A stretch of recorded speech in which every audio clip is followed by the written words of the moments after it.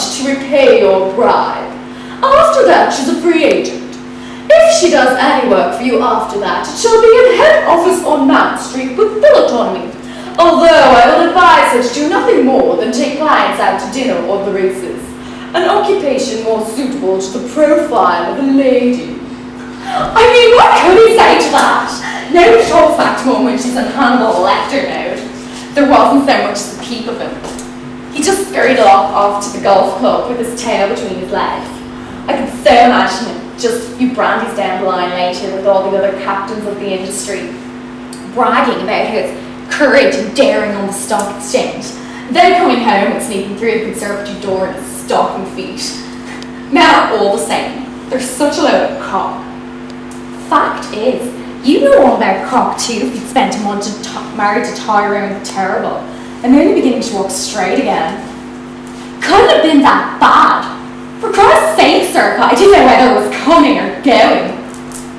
I couldn't agree with you more, Circa. A good drunk every now and then can be quite therapeutic, particularly when you're in that frame of mind. Take it from someone who has the t-shirt. Shadowing the same individual 24/7 can be a pain in the arse, both literally and metaphorically. He did not say that, did he? Well, he'll be waiting until hell freezes over if he's waiting for me to come to my senses. The cheek of him, after what he said to me. What did he say? The fucking nerd said that he was looking forward to settling down with half of his frogs, that's what he said.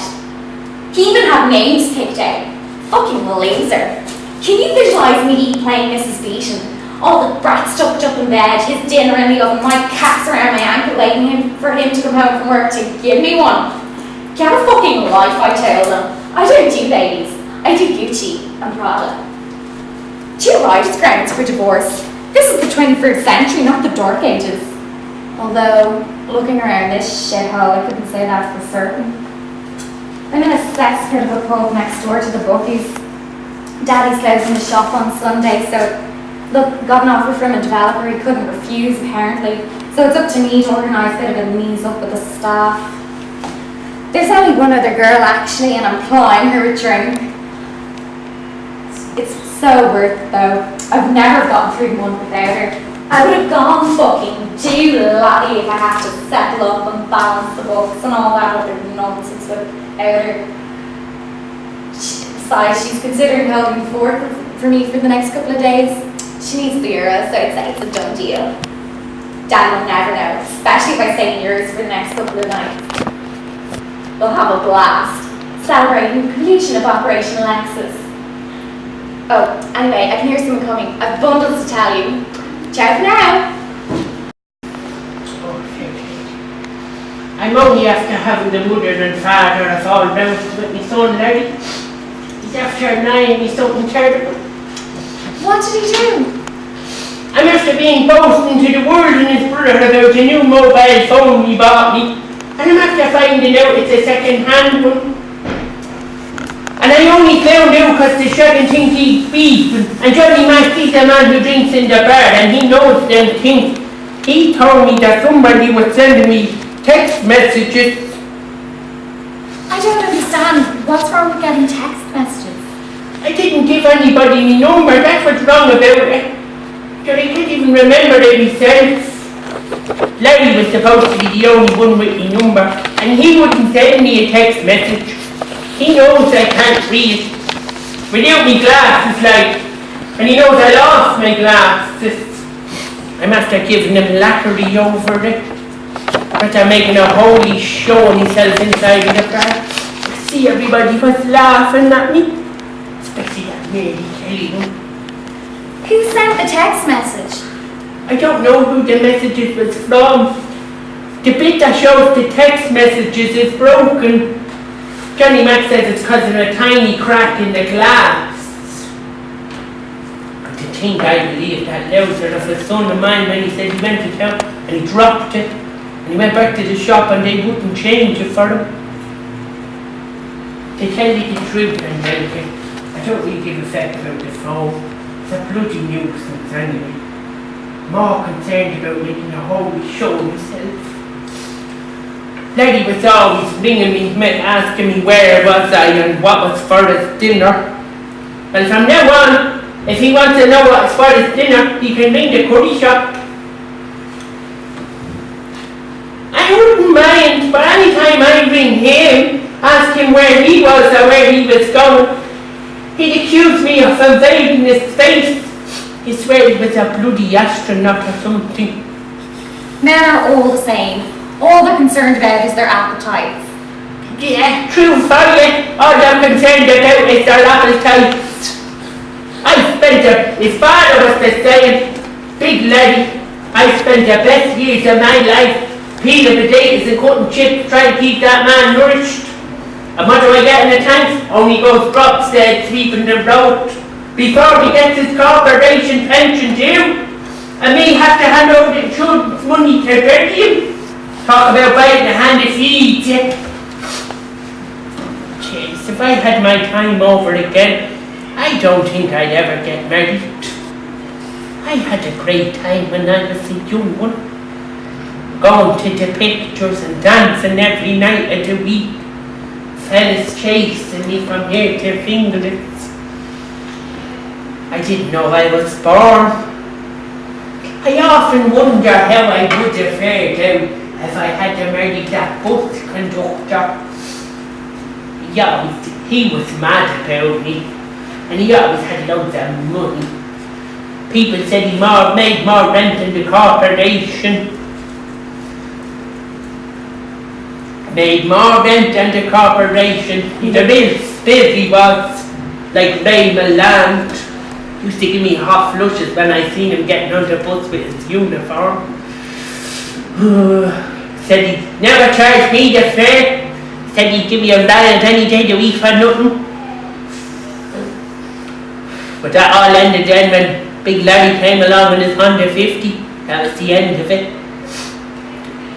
It was Big Larry's little joke to say he swept me off me feet. Him being a road to me bad life. You should remind me of Marlon Brando in that biker film. I can't remember the name of it. Wasn't really though. Mind you, in the end he was nearly 20 stone when he died. Massive heart attack, the doctor said. The doctor said if I would have lived another 10 years if I had kept him on a proper diet. I'm not messing Angelica, he's one of them fellas, if you didn't watch him, he'd eat the flowers off their plate. Oh, Jesus, tell you.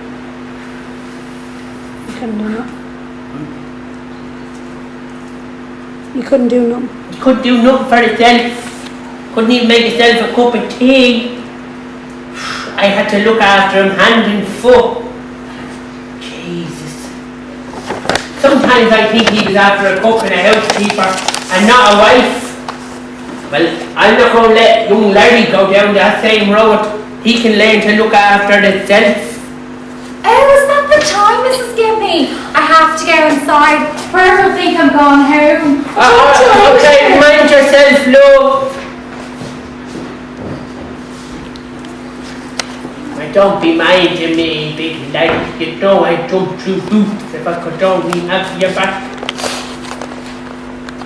Maybe I should make up with young lad. I'm sure he was only doing his best. I'll tell him he can get rid of the car. I should cheer him up. Not for pity, Joe. I'd love him to see all them places in the country like we talked about. Oh, how are you, love? How are you? I didn't see you come in. Angelica, your boss, you've just gone back inside. You're right, Steve. Oh, grand, there's a bit of smoke in the eye and so. I won't delay, love. I want to get back inside and talk to Larry. Did you see Larry? Yeah, he's at the end of the bar. Is he? Talking to Tom, whispering in his ear he was, he's been telling a dirty wedding joke. Oh, dirty feather. I'll see you later. See ya.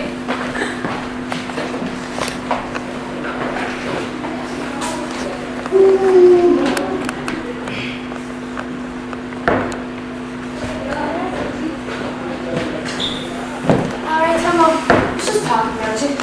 Miss Gibney was looking for Larry and I told him he was at the end of the bar with cutting down his man. Are you all set for tomorrow? Yeah, she says everything organised. We're only going off the crack. Probably get married for the crack. You dirty thing. I'll tell Trisha what you said. Don't tell her the honeymoon's over, will you? Okay, I'll wait till after the honeymoon. Where are you going anyway? Connemara. The college down there for a week. College in Connemara for a week? You must be off your week, Chinese all I can say. Who's that? It's full of buggers, that's why. You'll be pulling your hair. You'll be pulling your hair after 2 days. Mark my words. What possession do you think it does place I can't leave Mara anyway? Was the rest of the world booked out or something? We didn't pick it. Oh, Granny gave us a present of it. Oh, Granny gave us a present of it? You must have done some terrible on her, is all I can say. Either that, or she just poor and cunt. You give it over. Couldn't be that bad. Couldn't be that bad, could not. Wait till you get down there, is all I can say. What's wrong with Connemara? We heard it was a grand spot. What's right with it is more like, all they have there is rocks and stones and sheep and rain. There's fuck all else except miles and miles of bog. According to the brochure I was reading, there's lovely scenery and country pubs with music and singing. Country pubs alright, if you can find them. Shitholes, sawdust on the floor and outfit smoker pipes goggling all over the gaff. And you won't understand a word they say, because they speak 100 miles an hour. And it's not even proper English, it's like bogger English or Flint Irish to speak. Nicole, you were such an expert on Connemara all of a sudden. I know, because I was there one summer for the Gael talk. And now all the sister or something told me mad that she didn't send me, but I found me June. I don't remember you passing that. You must have learned something down there, so. I learned something alright. I'm going to go back to that kicking out. I mean, you must have learned some Irish. Yeah, I learned a little bit, but like I had a good teacher. Oh, she was a spacer. The first day there I said, Miss, I want to go home because I've penny ring with Connemara. No, Barbara, she says. You don't want to go home because you're paying a ring with Connemara. You want to go home because you're paying in your Fania with Connemara. I was brutal at Irish in school too. The only words I understood were Amadon and Lord, you know. The Irish teacher said I missed my vocation. So I could have been an actor. What? Well, the whole class could have played the two parts in Dumb and Dumber. Well, you want to learn some Irish if you're going there in your honeymoon. As they say, when in Rome, do let the Romans do. It's the same over there. When in Connemara, do let the boggers do. What would a bogger do on this honeymoon? What would the bogger do in this honeymoon? Would you like to know? Seriously, though, tell me something romantic we can say to Trish. In Irish. Okay, I think a cup of focal that might help. When you're kissing and cuddling Tricia, you say, People up. That new barman Seamus doesn't know what time of day it is with your tricks. I see your friend isn't back yet. Where did she say she was going again? I know Cynthia's not back yet. There's probably a queue of the ladies. I tell you one thing. Old as I am, I've never seen a cheque for 50,200 euros before today. Did you ever see one? No, I can't say I ever saw a cheque for 50,000 euros. But I never seen you in here before either. Tell me this, did you come in here especially to wind me up, or are you thinking of taking up smoking? Well, if you must know, Mary, I came out here to look for the paper results. But seeing as there's none here, I'll be on my way. What are you looking for yesterday's racing paper for? Is that part of the wind-up? Mary, I'd love to stay and talk, but there's a drink inside, a free drink inside that needs my attention, so I'll be on my way. Yeah, you go on in and finish your drink. Know it all out. Bollocks. Oh, you're back, are you? I thought you were after falling down the toilet. Never mind falling down the toilet. You better get your ass back out here pronto before that free drink is gone. That Johnny Mac fellow's telling the truth. I don't believe oh, you leave what you like, I go back in there. You go on in, I'll follow you in when I finish my smoke. Fucking bitch. We're near the end of our precious Larry now. She can buy me a drink or two if I'm going to have to put up with her bragging. Hunt. Good.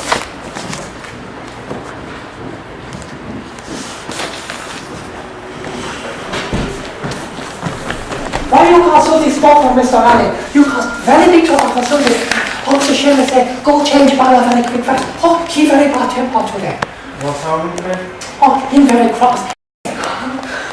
Don't worry about it, Susie. He's only a sore loser. Oh yeah, him saw loser, all smack say, he was a bollocks. What's a bollocks, Mr. Riley? Bollocks. Bollocks, it means a big lot of money, Susie. Bollocks means a big lots of money. Susie not heard that before. Why you want to talk to Susie? Didn't tell anyone about the message in the mobile phone, did you? No, Susie tell nobody about that. Susie said, Susie tell nobody, Susie not tell private business. Now, what's this? It's a present. Why you give Susie a present €1,000? You baby joking, Susie, Mr. Riley, you funny boy. No, it's not a joke, Susie. It's a redundancy. Redundancy, yeah. What's a redundancy? Redundancy means it's money to buy a moped if you want it. All you have to do is to keep it, leave this job now, and never tell anyone about the message on the mobile phone, and never come back here. You give Susie €1,000 to leave job right now? That's it. We got a deal. Oh, yeah, we got a deal. Hang on. See what's that? Careful that envelope. It's a lot of money. Oh, yeah. Susie, not lose lots of money. Susie not stupid and so shameless. She not lose her bollocks. She keep bollocks. Okay. See what's that? What are you going to tell Seamus? Oh, what's Susie tell Mr. Shameless? Susie tell Mr. Shameless. All the Chinese proverb. Confucius say, when boss are unfair to worker tell boss to stick him job up him ass. Oh, see you, Charlie. See you. Bye, Mr. Shameless. Bye.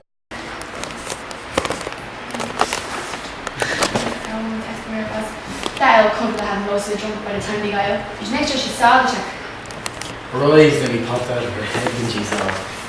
She's been modelling Tom all afternoon. She's gone home now, out of her box all the free cargo we pumped into her. You want to see her earlier on though? Later on, thick and heavy with Tom, lifting up her skirt and showing maybe bar her appendix. She wasn't, was she? Oh, the dirty slapper.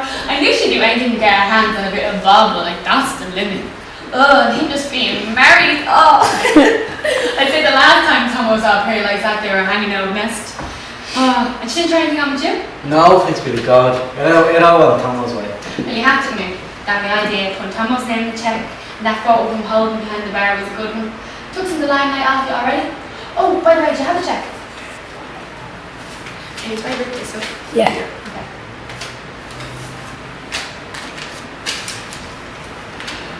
That's when wrong checks that can be cancelled. Do it. Can't you read that one? Yeah. Do it and throw it in the bin over there. Alright, okay, just because I didn't know it.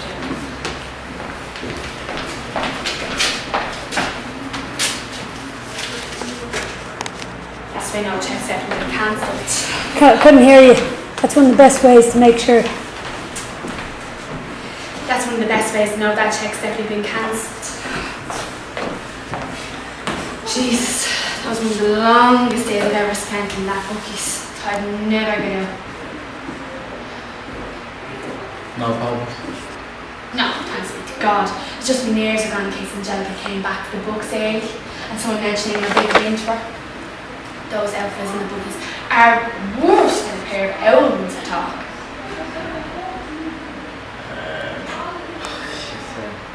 She's getting annoyed. No problems? Oh, sorry. No, as long as the money tallies. No, as long as the money tallies with the money, there's no problems. The contractors are coming first thing tomorrow morning to repair the televisions and the computers before the demolition crew arrives. This time next week, you never even knew there was a bookies there. You didn't tell anyone else? You didn't tell anyone else, did you? Because that's how we all get caught, bragging to their friends. That happens all the time to those waiters in the bookies. 1 week, they're bragging about this, that and the other, and then the next, they're locked up in the slammer, grassed up with some junkie friend for the price of tickets. But I don't want that to happen to us, no. Nobody needs to know. Tell Tom the same, not even his board. No one else knows. Just the three of us. That'd be great. Good. If we keep like that, everything will be hunky-dory. And here's some good news for you. That tow rag that hangs around Mary Kelly's after leaving back to London this morning. Heard some of his friends talking about him in the bookies. Seems they had this big row about him searching the house, and he was checking our text messages as well. So that keep. So that keeps you, the limelight, puts that bastard of a pimp Bugsy Maguire as the prime suspect. I knew it looked back from, going to London the day after the car was torched. That's why I got my little cousin to torture me at the wedding. Because I knew he was gone. When that Elwyn tells those twins that he was searching for the money and looking at text messages, they put 2 and 2 together and then make 5. Says him right for that bastard of a pimp Bugsy Maguire. Your cousin was there. No. For all he knows, he thinks he was torching a car just to get back those twins to the hiding the game, so he's not going to broadcast it. Anyway, that seems everything sorted. Make sure you know the names of the horses and the prices. Just in case anybody asks. Spent all last night looking through the racing results, trying to come up with like a lucky 15 bet that would pay enough to like 50,000 euros. There's people around here who have nothing better to do than make book bets for people.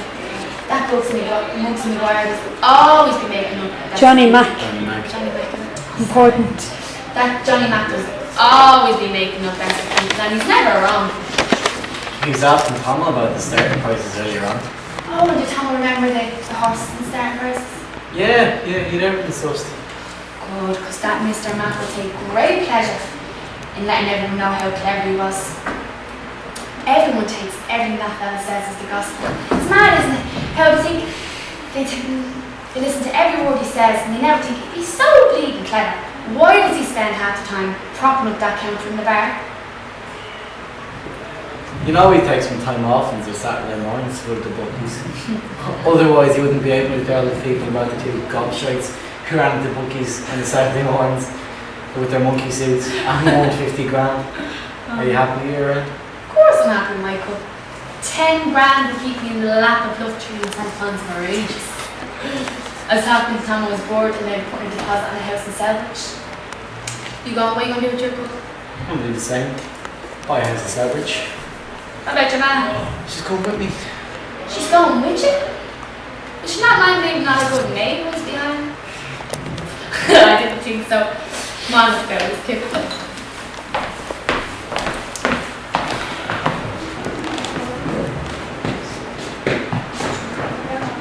Neighbors.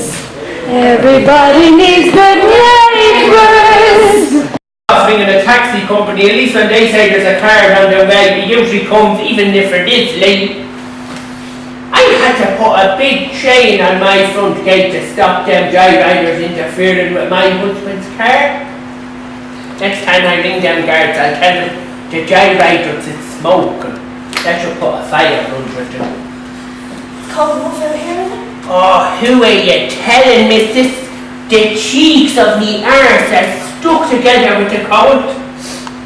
And all that useless bloody thing does is make nice. We lot die of pneumonia thanks to Mr. Martin and his health policies.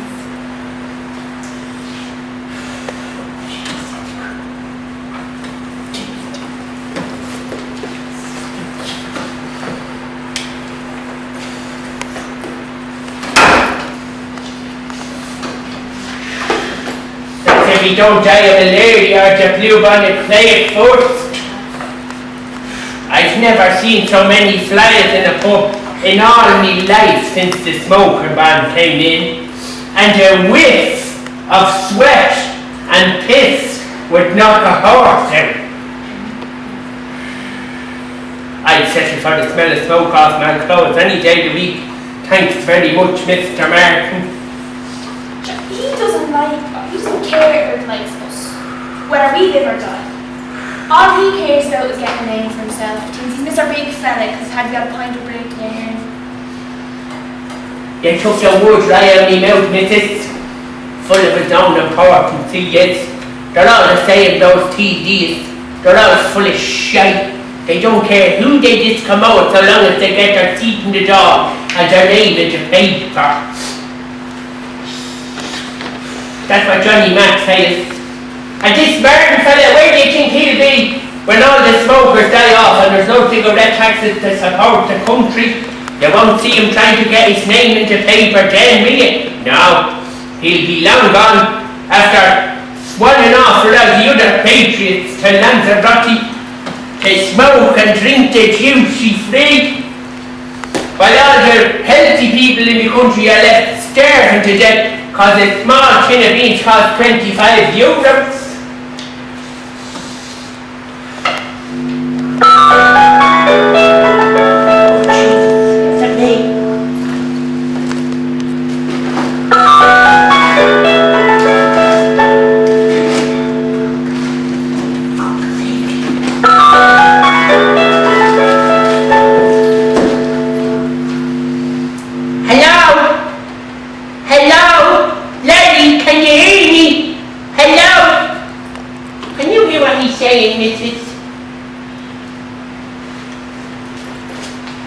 It's cut off. Oh, it's cut off, must be Larry. He's the only one with me number. He's my only son, missus. Spent a handful of money on this for me. That was ringing to make sure I'm alright. Keeping tabs on yous. If being concerned about your mammy's welfare, it's called keeping tabs on you. Well, for once in your life, you're dead right, Lady Kenny. Said it keeps his mind at rest to know where they are. Isn't that a lovely thing for a son to say? It's not such a big deal for your son to ring you now and then. My twins are always on the phone. Your twins are always on the phone. Of course your twins are always on the phone, Mary. When they get their privileges, that is. Shouting must be our credit. You don't need credit to answer it, only to make a call. That's that way it works, missus. Oh, right, only you get the credit and you make the call. Well, it should last for a while, so, because let me put a fiver in it. I never make calls, I only use it to answer Larry's calls and for Coordination Street. It costs me €20 a week on credit on average. They say the more friends you have, the more credit you need. €20 a week on average. How can you afford that? Your new ladder must be spoiled and rotten, Mary. Or did you find the twins highly whole? The bloody cheat! Look, Mary, shouldn't we only cotton yet? Didn't I hear you tell everyone that this and that one of them tea and coppers took the €60,000 Howyas got from the post office job? So what sort of sons would they have been to go away for 5 years without telling their poor unfortunate mammy where to get a hands on the price of a vodka in their absence? No, that's not the way you are there, missus. And you better to vouch than the neighbour across the street who watched poor Mary struggle for years, trying to rear down twins with principles. All on her own too, with only the odd lodger's rent to keep the wolf from the door. And most of them beating her worse than her ex-husband. Anyhow, missus, as I was saying, I only use this to answer Larry's calls over Coordination Street. Coronation Street, what you mean? For the alarm. Larry has the sets goes off Monday, Wednesday, Fridays and Sundays at 1900 hours. At 7 o'clock to the uninitiated, as Johnny Mac would say. Gives me a half an hour to run up to the house to catch it. I used to hate when I missed an episode. I'd be weak to catch another. 7:30 is 1930 hours. Is that right? Let me see. Well done, Mary, you're right. Of course, you know that from the bias, wouldn't you? That's lights out time of the job. We got text message? No. I'd watch it down here, missus, but Pimply takes from throwing her down. Why not? Well, according to him, the telly is only for sports programs. A sports bar he called it. Said he done a survey, 99% of the men in the bar are sports orientators. Jeffrey the like. Survey the arse. That bar hardly holds 20 people, never mind 99. And he never asked me. Johnny Mac said I should have him in front of the Women's Quality Board. What sports oriented?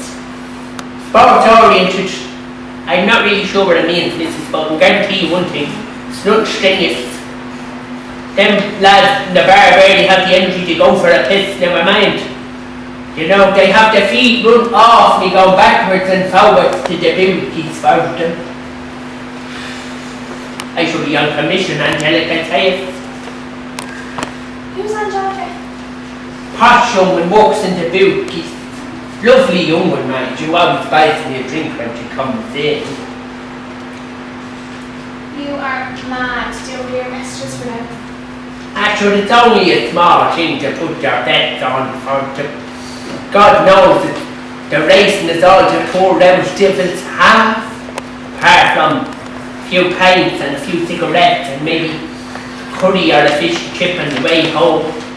That'd be very easy, you know, going home every night at 12:30 in a taxi to an empty house, knowing you have no one to talk to till 10:30 the following morning when the pub's open back up. Don't they buy you a drink for going to the bookies for them?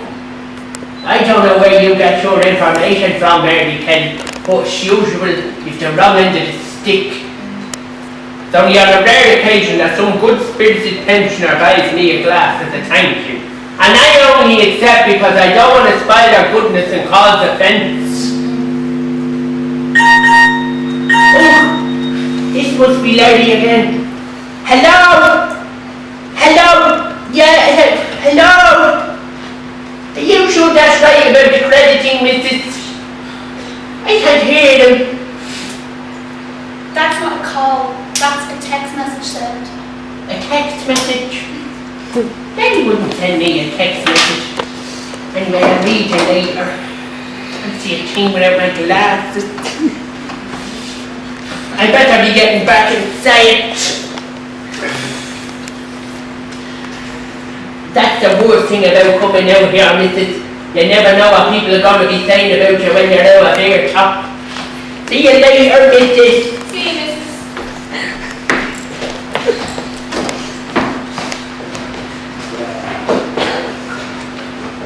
You couldn't be up to that one, Cynthia. Can't see without our glasses, my eye. That old bitch can neither read nor write, you know. I don't know how she gathers up so much information. Most probably she gets it all from Johnny Mac. She's always drinking money. And did you hear her? She only accepts a drink from the pensioners on the odd occasion. That old bag accepts a glass of stout every time she goes to the bookies. You know the type, Cynthia. She'd live in your ear and come back for your eyelashes. I could do without neighbours like hers. She says she lives beside you. She lives across the road from me. That corner house that has that old red crock of a car in the garden. You know the one, don't you? Yeah, I know that house. Do it, pick a paint. Oh, when I took that house, worst thing every morning, I can tell you after nothing. They never said a true word. Some people have no thought for their neighbours. I mean, what's the point in decent people like myself and yourself doing their brasses and sweeping their pets when people like her treat the place like a scrapyard? I was going to report her to the corporation, but the twins went mad. Said it'd have nothing to do with me if I turned into a grass. I wouldn't mind, but they never even liked her, or her husband for that matter. And as for the car, sure the thing never went. Her husband told me he got for nothing off somebody and was doing it up so they could tour around Ireland in it when he retired. He was forever fecking around with it when he came home from work. But he never got going.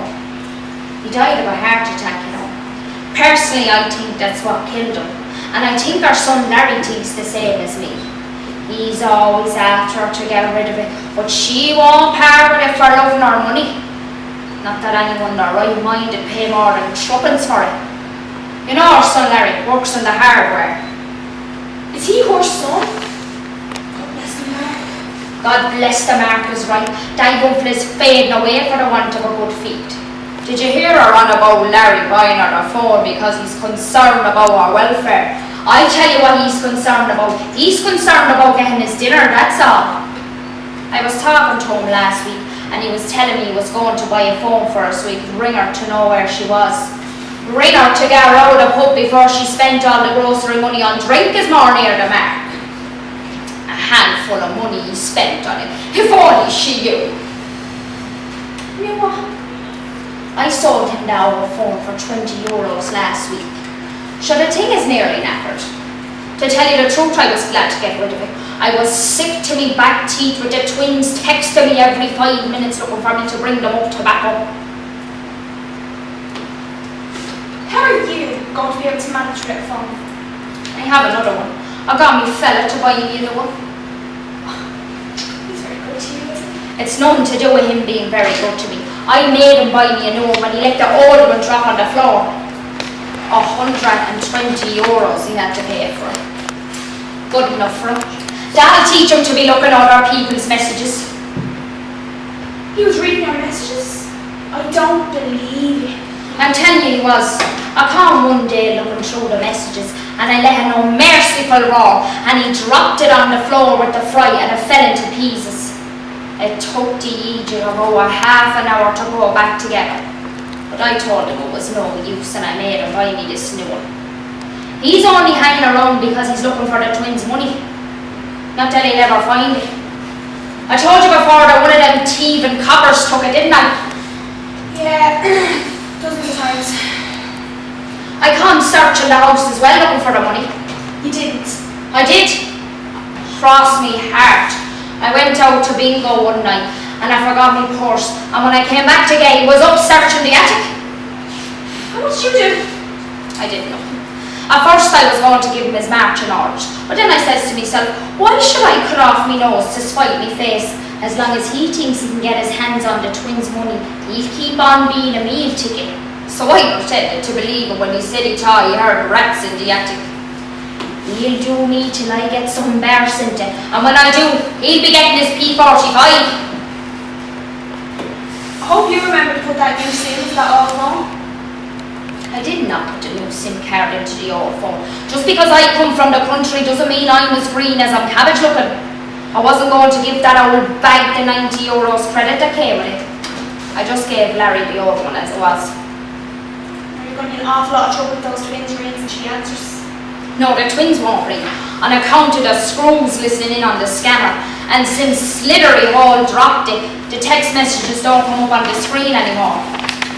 It keeps beeping though every time a text is sent. That time it beeped, it was probably the twins looking for more roll-ups.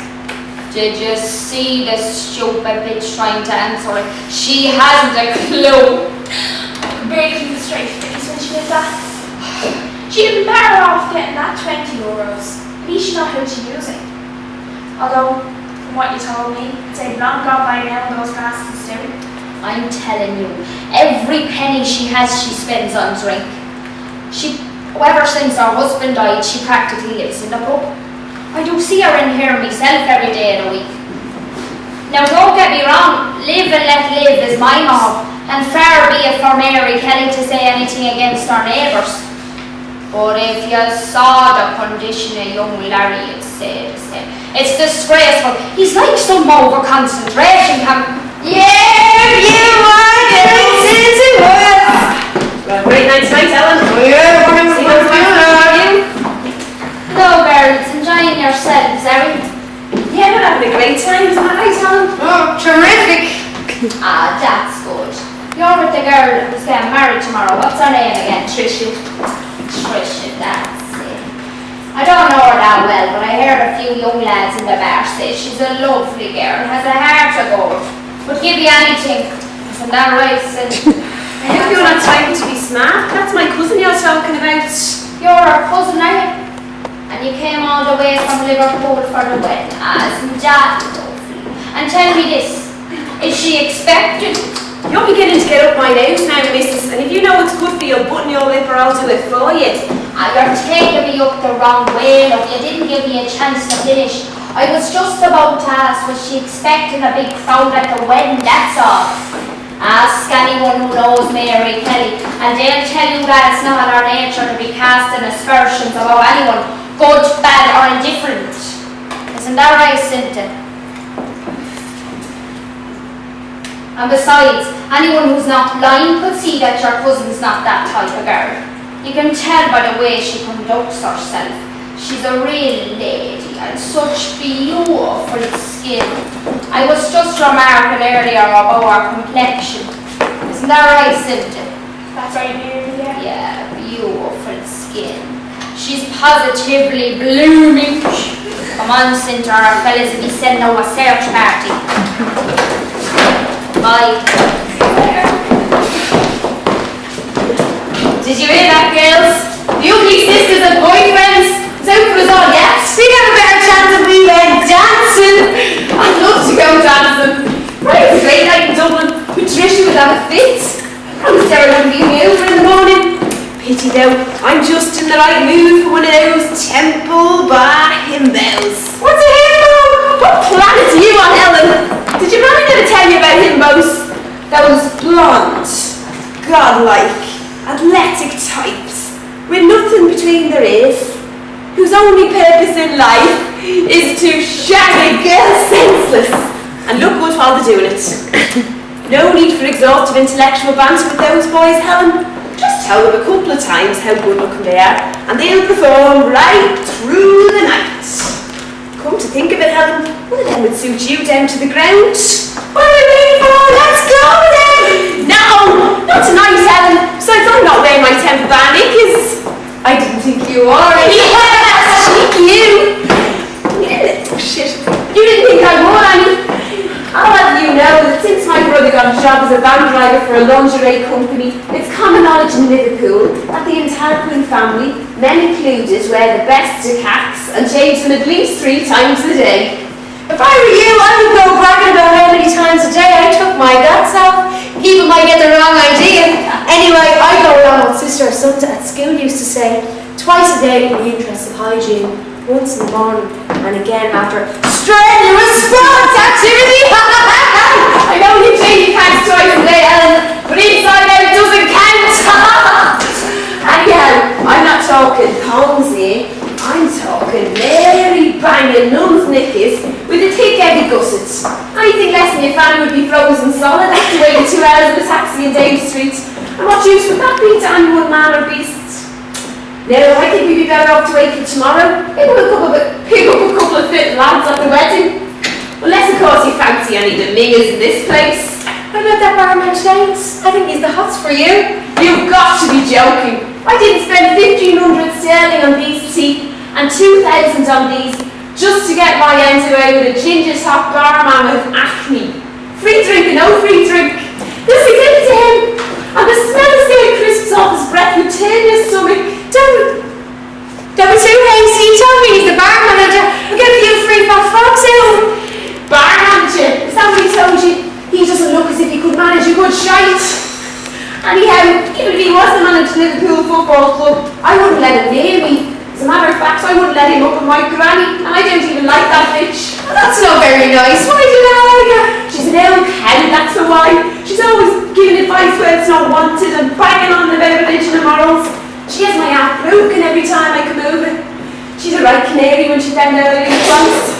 Told me I was going against nature and tried to sprinkle only water in the She did not, did she? Did you? So I would put them back the way God intended. I wouldn't have minded so much, except I've been pouring gallons of the stuff over my tits ever since I was 12, trying to make them bigger. Now she has me thinking I could have saved myself $2 grand if I'd left them alone with this. Come on in, Tricia! Hi, Tricia! Hi, Nick! Where did you go? Me the girl thought you were after getting cold feet and we're at the airport by now. We've come to be alright. What's got nothing to do getting married tomorrow? The toilets out there is a disgrace. Honest to God. You'd want to be a contortionist to keep your knickers dry.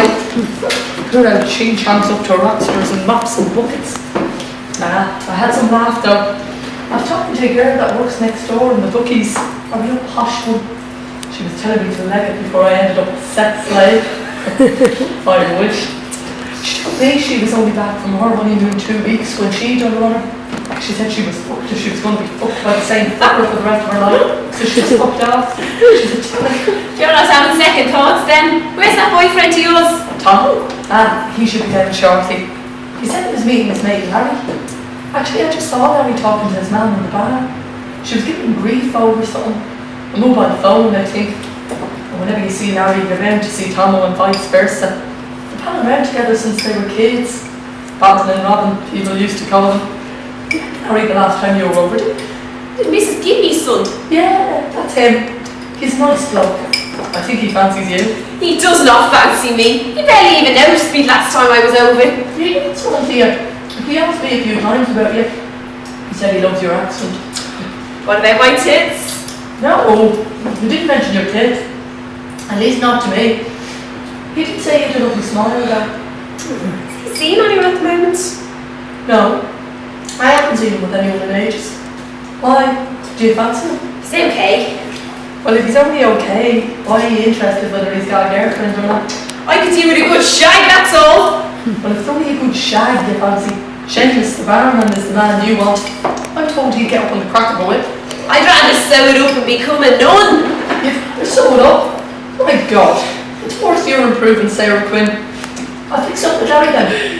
Has he got his own place? No, still a Dutch man. Sort of looks after him. And poor Ellen's lost the pot since her husband died last year. That's all very sad, but sob stories are no good to me. Where am I going to screw him is my problem. How am I supposed to know where you're going to screw him? I have the same problem with Tomo, you know. He's 6 in his house, I'm 10 in mine. There's no shrunken room anywhere. I suppose you could always use the lane behind the chipper like the rest of the neighbours.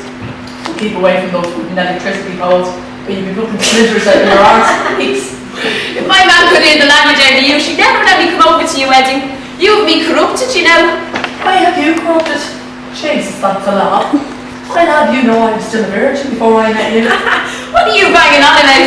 We were only about 12 the first time I came over in holidays. I know, that's what I'm talking about. Ah, come on, let's go inside and I'll fix your pajamas. Come on, girls. Mama, toilet Susie, speak smoke room Susie, change barrel Susie. One day, Susie told Mr. Seamus, Susie born ye a horse. No, Susie born ye a rabbit, not a horse. Do this, do that, I'll take Susie. Next up, Susie changed name to Totan Sumia. To have a boss to remember. There were people in this place. Ball boys get drunk, start fight other ball boys. Susie Ching Chong. And all peoples take ashtray only for decoration. Oh, Susie find new job here pretty fast.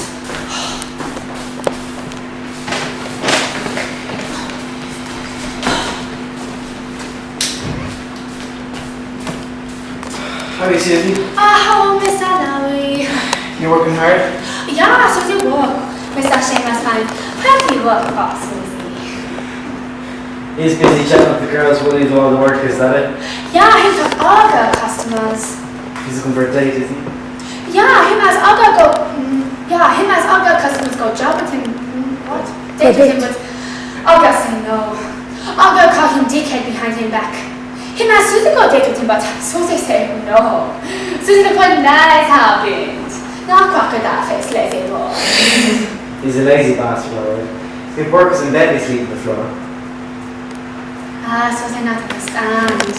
Don't worry about it, Susie. Oh no, Susie not worried. Susie, where do you live? Susie live in Howard Cross. Jesus, I don't know where to go. Yeah, it's a long way. Susie work here to save money to buy moped. Too expensive to buy to get bus to all job. What do you mean all job? Susie work 4 job. 1 job, 6 o'clock, work at hotel make breakfast. 2 job, 10 o'clock clean to houses. 3 job, 1 o'clock work on restaurant, and 4 job, 8 o'clock work here. Jesus, I start going. I find it hard enough to go for one. When do you sleep? When we here, I go higher across. Sleep on floor like other people. No, sleep on floor. Lots of people in room. I tell you what, Susie, when I win the lottery, I'll buy you a moped. Oh, you very nice man, Miss Anna. When Susie win lottery, she buy you a mobile phone to play game with. Oh, I'm not playing games, Susie. No play game with phone? No, the screen's a bit cracked. I can't read the text messages. Not able to read messages on broken phone. Susie fixed. Susie know all thing about mobile phone. Work in Beijing 2 years. Factory.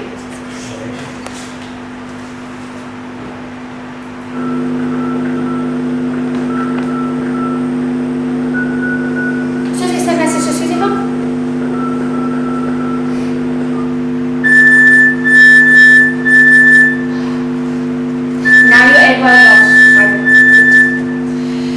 Now you able to read message? God knows, Mr. Larry. Yeah, you have to make me as happy as Larry. Oh, yeah, you're happy with Larry. Can you delete the text message now? Yeah, I'll start the message now. Oh, gone. You give me a big favour, Susie, if you wouldn't tell me about this. Oh, no, Susie, tell nobody that message. I mean nobody. Susie says Susie, tell nobody. Susie, not that girl. I know you're not bad. You're a good girl, Susie. All I got up there is... Oh, no need Mr. Larry look after Susie. Susie look after herself. Alright, I gotta go, Susie. See you later. Okay, I'll see you later. Mr. Larry, nice boy, but he like all other people in this place. He take ashtray only for decoration.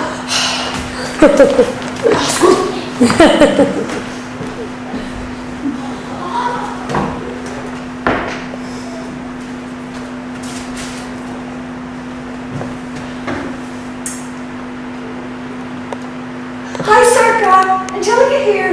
What's the program for tonight? Yeah, super. Clubbing sounds tops, but we're at the part Sarah season. No, what did you say? I'm over there for an audience with Bono. The place is chock-a-block with skags. Reynolds? Yeah, super. I'll be about 12. No, I'm not home yet. I'm having a little drink after work with staff. Yeah, I'm helping the Alman out, managing one of his betting shops out in the sticks actually. Mercifully I finish here on Sunday, maybe even sooner. It's the fucking pigs, you know, masters and scumbag to understand the clientele. Like I'd be out here in Loserville if he wasn't forking out a top dollar. Listen to this and beat yourself up. He bought me a Lexus. There's no such thing as a little bitch, Circa. Bitch, look at that. But look at nothing whatsoever to do with it. Like I had my eye on that car for an age. You wouldn't believe the anxiety it caused when passing through the showroom every day, Circa. And the whole thing to somebody else. I've been traumatized beyond belief. It wasn't easy. I had to use every ruse in my repertoire to get it. Lies, promises, tears, the whole nine yards. I so deserve that car for my efforts. And as for the acting, Circa, I truly believe I deserve an Oscar for that.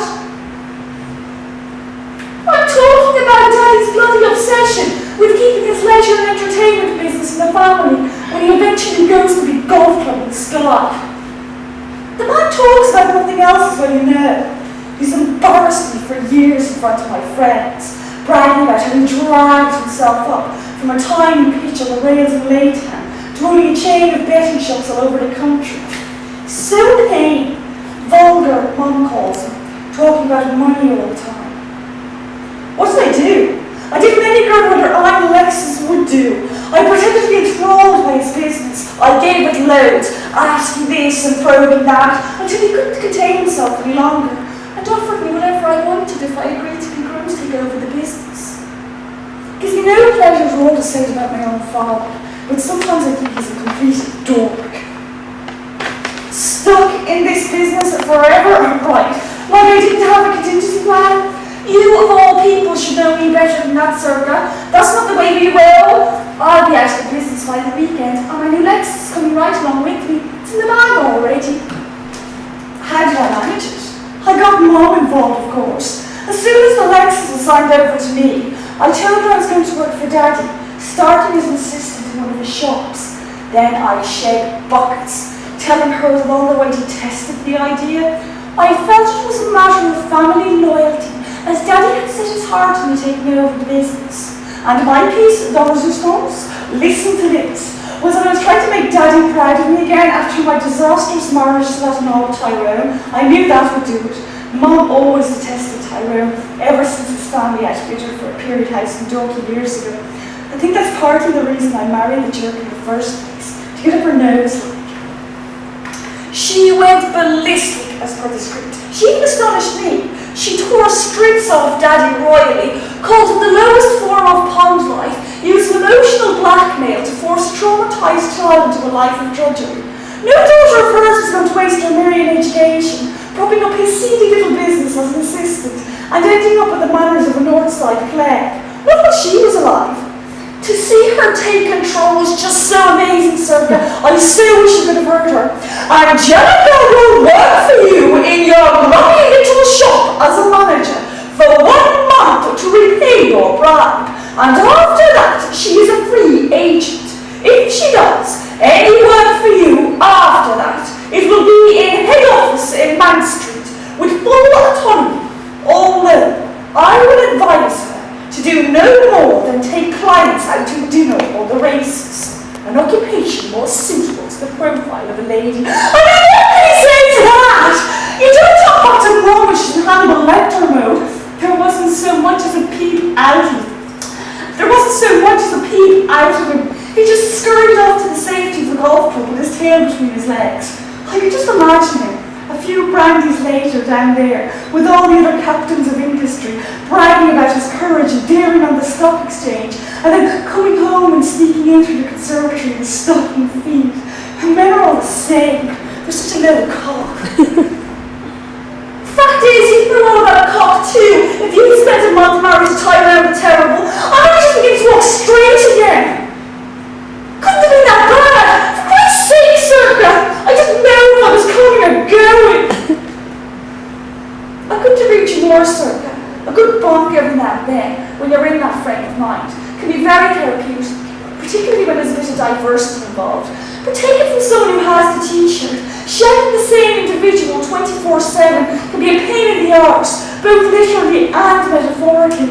And it's so demeaning. It's so like wearing the same outfit twice in a month. He did not say that, did he? Well, the way he helped me to sell things is for me to come to my senses. I mean, my God, the absolute cheek. I mean, what's this mean? What did he say? The fucking nerd said he was looking forward to settling down with half a dozen sprogs. That's what he said. He even had names picked out. Fucking loser. Can you visualise me playing Mrs. Beaton? All the brats tucked up in bed, his dinner in the oven, and my cats around my ankles waiting eagerly for him to come home from the office to give me one. Get a fucking life, I told him. I don't do names. I do Gucci and Prada. Too right it's grounds for divorce. This is the 21st century, not the dark ages. Although, look around this shithole, I couldn't set up their cert.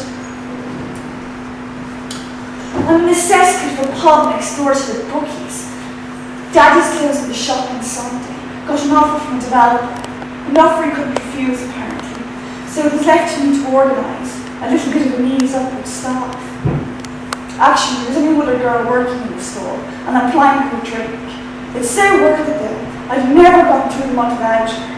I'd have gone fucking doolally if I had to settle up and balance the books and all that other nonsense for the last month. Besides, she's considering holding the fort for me for the next couple of days. She needs the euros, so I'd say it's a done deal. Daddy would never know. Especially if I stay in yours for a couple of days. We'll have a blast celebrating the completion of Operation Nexus. My treat. I've bundles to tell you. Anyway, I can hear somebody coming. Ciao for now. How do you know? Thanks for sending me over that drink earlier on. You're very good. Don't mention it. It was only a drink. It's my pleasure. Are you alright? I'm bloody well upset. That's how I am. Jenny, excuse the language. How many these? Oh, I don't mind if I do.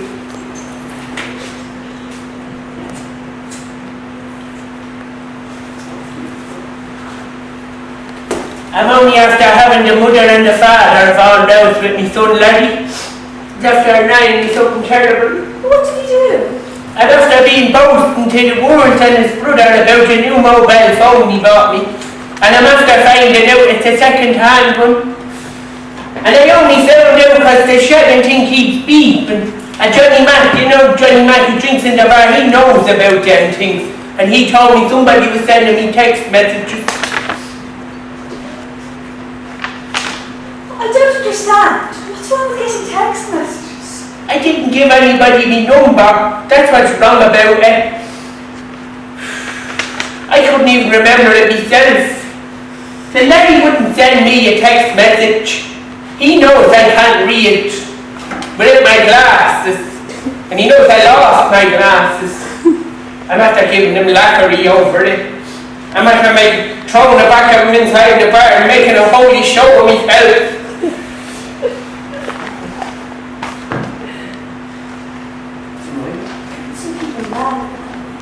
I can see people laughing at me, especially that Mary Kelly one. Who sent the messages? I don't know who the messages was from. There's a bit that shows the text messages is broke. Johnny Mac says because of a tiny crack in the glass. And to think, I believe that loser of a son of mine when he said he went to town, he dropped in town and he went back to the shop and they wouldn't change it. To tell you the honest truth, Angelica, I don't really give a feck about the phone. I'm more upset about making a holy show of myself. The phone was a feckin' nuisance, and anyway, Larry was always ringing me to wonder where I was and what was for his dinner. Well, from now on, if he wants to know what's for his dinner, he can ring the curry shop.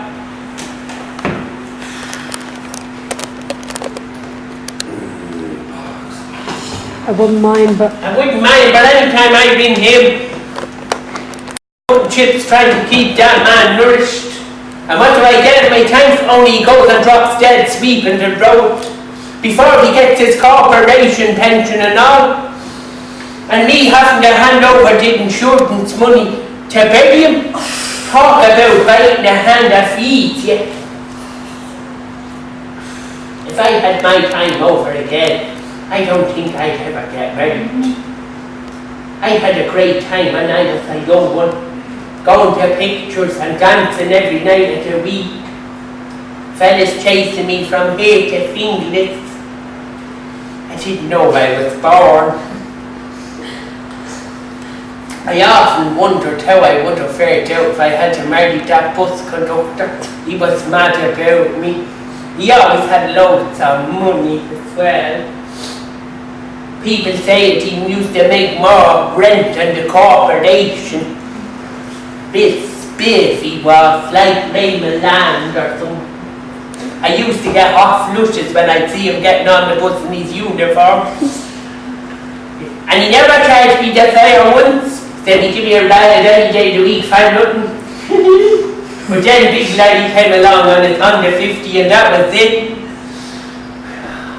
Big Larry's little joke to say he swept me off me feet. Him being a road sweeper like. He used to remind me of Marlon Brando and that old biker Philip. I can't remember the name of it. Mind you, he didn't really. But mind you, he did in the end. Nearly 20 stone when he died.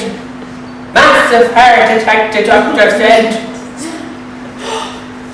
Said he would have lived another 10 years if I had kept him on a proper diet. I'm not messing Angelica. He was one of them men, if you didn't watch him, he'd eat the flowers off the plate. And he'd do nothing for himself. Couldn't even make himself a cup of tea. I had to look after him hand and foot.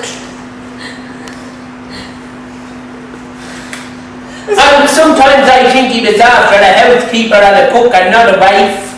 Well, I'm not going to let young Larry end up like that. He can learn to look after himself. Oh, it's at the time. I have to run, Mrs. Ewing. I will think I'm going home. I'll catch you later. Okay, mind yourself, love. Now don't be mad to me, Big Larry. So you know I jump through hoops if I could only have your back. Maybe I should make up a young Larry. I know he was only doing his best. I'll tell him he can get rid of that car. That should cheer him up. It's not for pity, you know, they're looking to see them places in the country like we talk to him.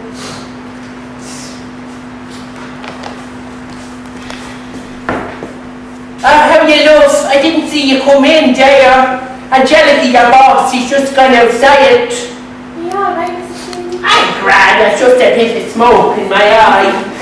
I'm glad. Listen, I'm going to lay. I should get back inside. I want to talk to young Larry.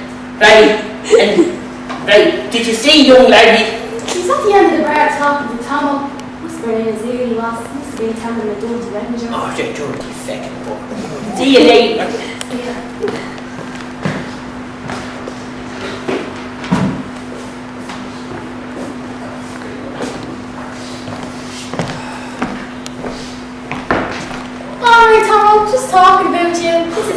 looking for Larry.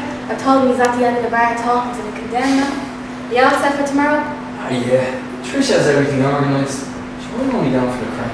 You're only getting ready for the crack, you dirty thing. I'll tell Trisha what you said.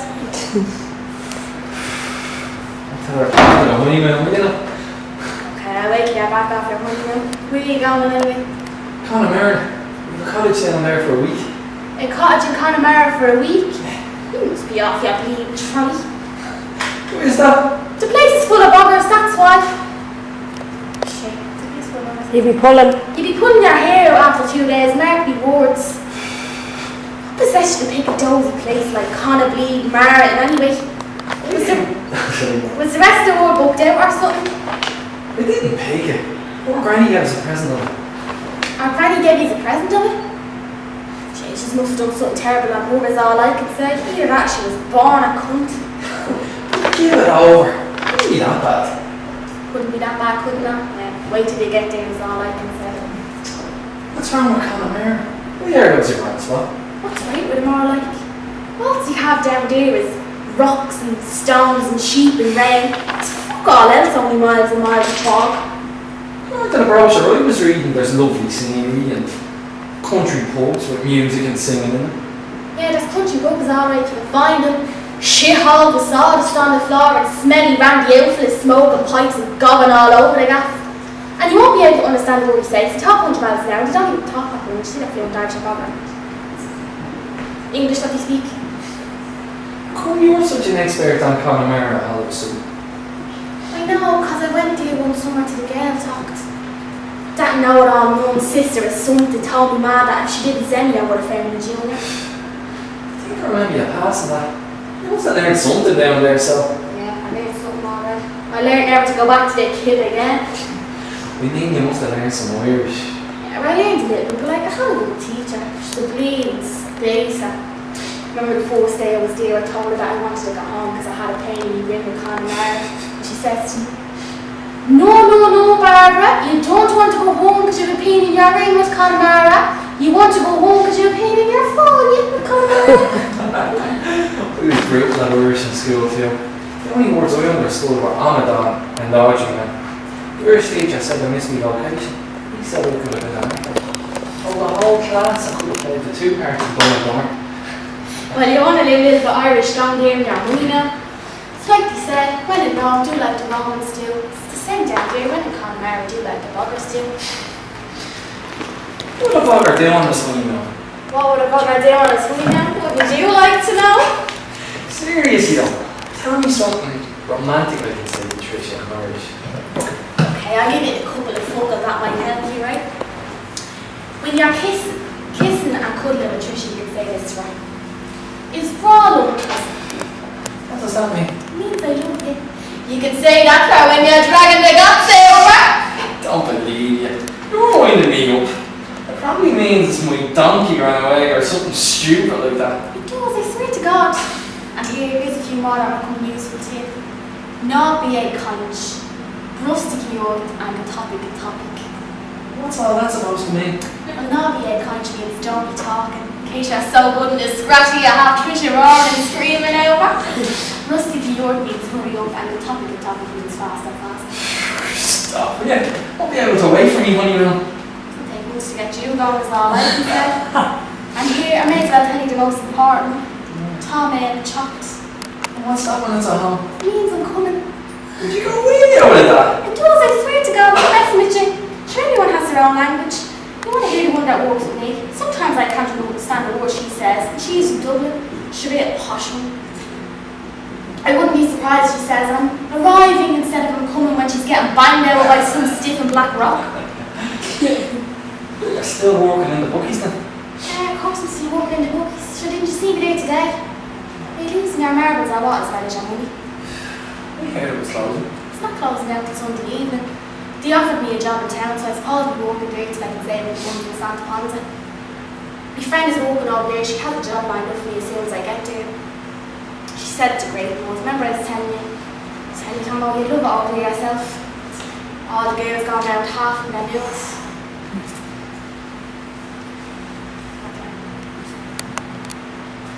I'm saving.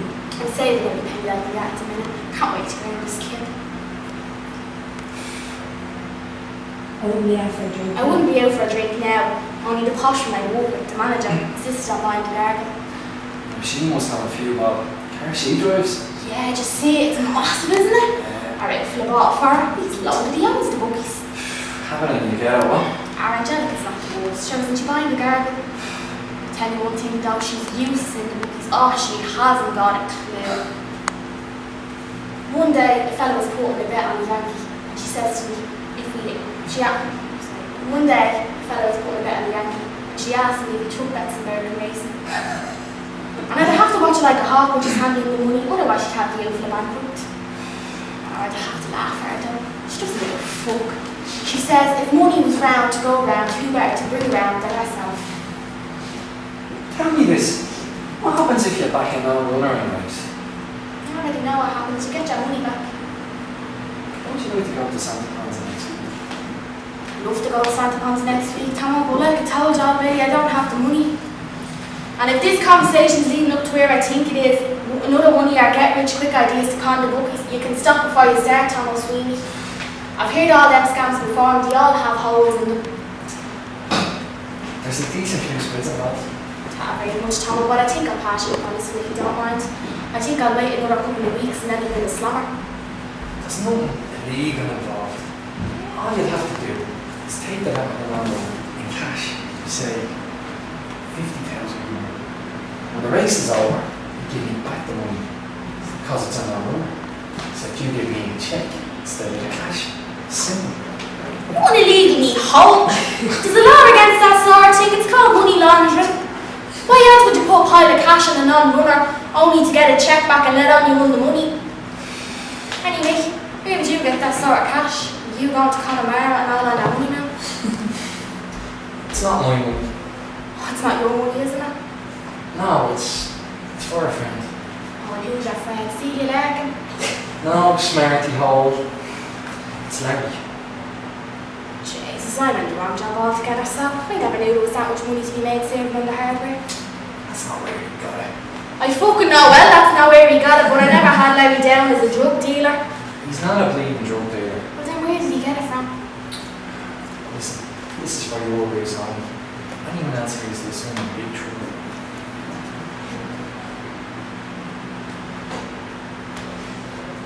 Fair dues to him. I never did like them bastards, and anyway, them wankers Barbie cousin outside my club. He'd get 8 stitches in his head.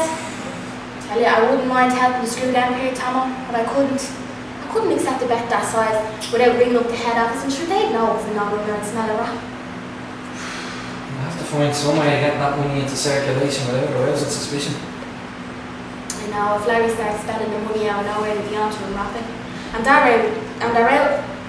that Ellen is as nosy. Sake, she sees everything that goes down in that place. Mind you, she doesn't see or hear half the things I do over in the bookies. Hold on a minute. Maybe I have an idea. But it'll only work if you do everything I say, and I mean everything to the letter. Okay, the wedding is tomorrow night. This is the wedding, just sit down. Such a good idea.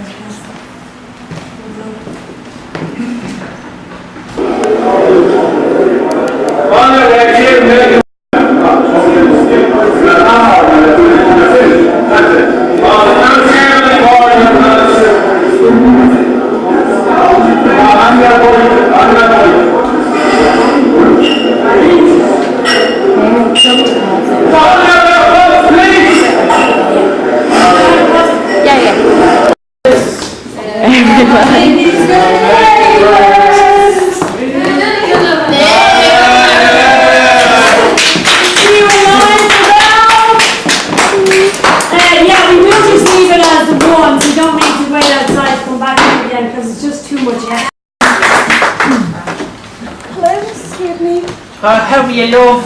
Thanks for telling me over that thing. I've pretty good. Don't mention it. It was only a drink and it's my pleasure. Are you alright, Mrs. Gibney? I'm bloody well upset. That's how I am, Angelica. Excuse the language. Have one of these. Oh, I don't mind if I do. Thanks very much. I'm only after having the mother and the father of all roused with me son Larry. He's after annoying me something terrible. What did he do? I'm after being boasting to the world and his brother about the new mobile phone he bought me. And I'm after finding out it's a second-hand one. And I only found out because the shagging thing keeps beeping. And Johnny Mac, he's a man who drinks in the bar and knows those things. He told me somebody was sending me text messages. I don't understand. What's wrong with getting text messages? I didn't give anybody my number, that's what's wrong about it. Sure, I couldn't even remember it myself. Larry was supposed to be the only one with my number, and he wouldn't send me text messages. He knows I can't read without my glasses. And he knows I lost my glasses. I'm after giving him lacquery over it. I'm after throwing it back inside him in the bar. I'm after making a holy show of myself. In front of everybody, I could see everyone was laughing. Especially that Mary Kelly one. Who sent the messages? I don't know who the messages was from. The bit that shows the messages is broke. Johnny Mac says it's because of a tiny crack in the glass. And I think I believe that louser of a son of mine when he said he dropped it and he went in town and he went back to the shop and they wouldn't change it. To tell you the truth, Angelica, I don't really give a feck about the phone. I'm more upset about making a holy show of myself. The phone was a bloody nuisance and anyway. He was always ringing me, asking me where was I and where was I home and what was for his dinner. Well, from now on, if he wants to know what's for his dinner, he can ring the curry shop. And I wouldn't mind, but any time I rang him, asked him where he was or where he was going, he'd accuse me of invading his space. Think he was a bleeding astronaut. You're all the same. Their feelings. All they're concerned about is their appetites. True for you, all they're concerned about is their appetites. His father was the same, Big Larry. I spent the best years of my life peeling potatoes and cutting chips to try keep that man nourished. And what do I get from my thanks? Only he goes and drops dead sweeping the road before he gets his corporation pension too. And me have to hand over the insurance money to bury him. Talk about bite the hand that feeds you. If I had my time over again, Angelica, I don't think I'd ever get married. I had a great time when I was a young one.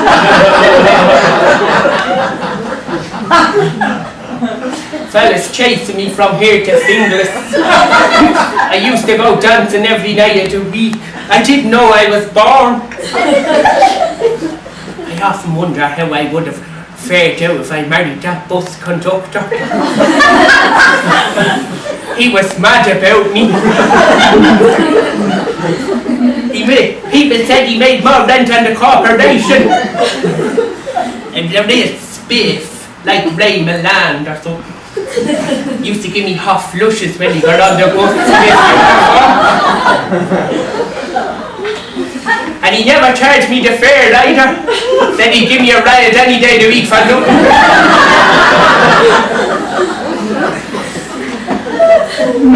And then Big Larry came along on his Honda 50 and that was the end of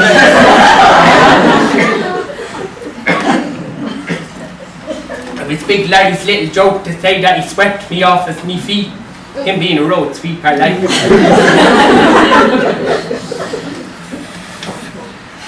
I used to think he looked like Marlon Brando in that old biker film. He didn't really though. Mind you, he did in the end. Nearly 20 stone when he died. Doctor said he would have lived another 10 years if I kept him on a proper diet. I'm not messing, Angelica. He was one of those fellas. He'd eat the flowers off the plate if you didn't watch him.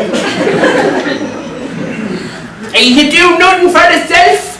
Nothing. Couldn't even make himself a cup of tea. I had to look after him hand and foot.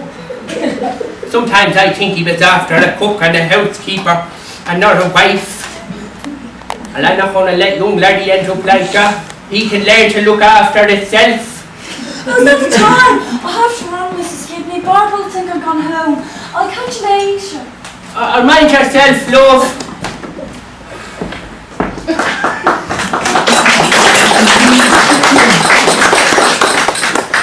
Don't be minding me, big laddie. You know I jumped through the hoops to have you back. Maybe I should make up with young laddie. Suppose he was only doing his best.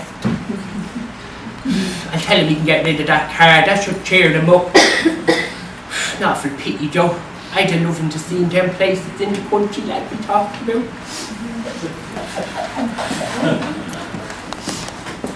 Oh, how are you, love? I didn't see you come in. Your boss, Angelica's just gone back inside. Are you alright, Mrs. Gibney? Ah, she's just a bit smoke in me eye and crab. And listen, I won't delay.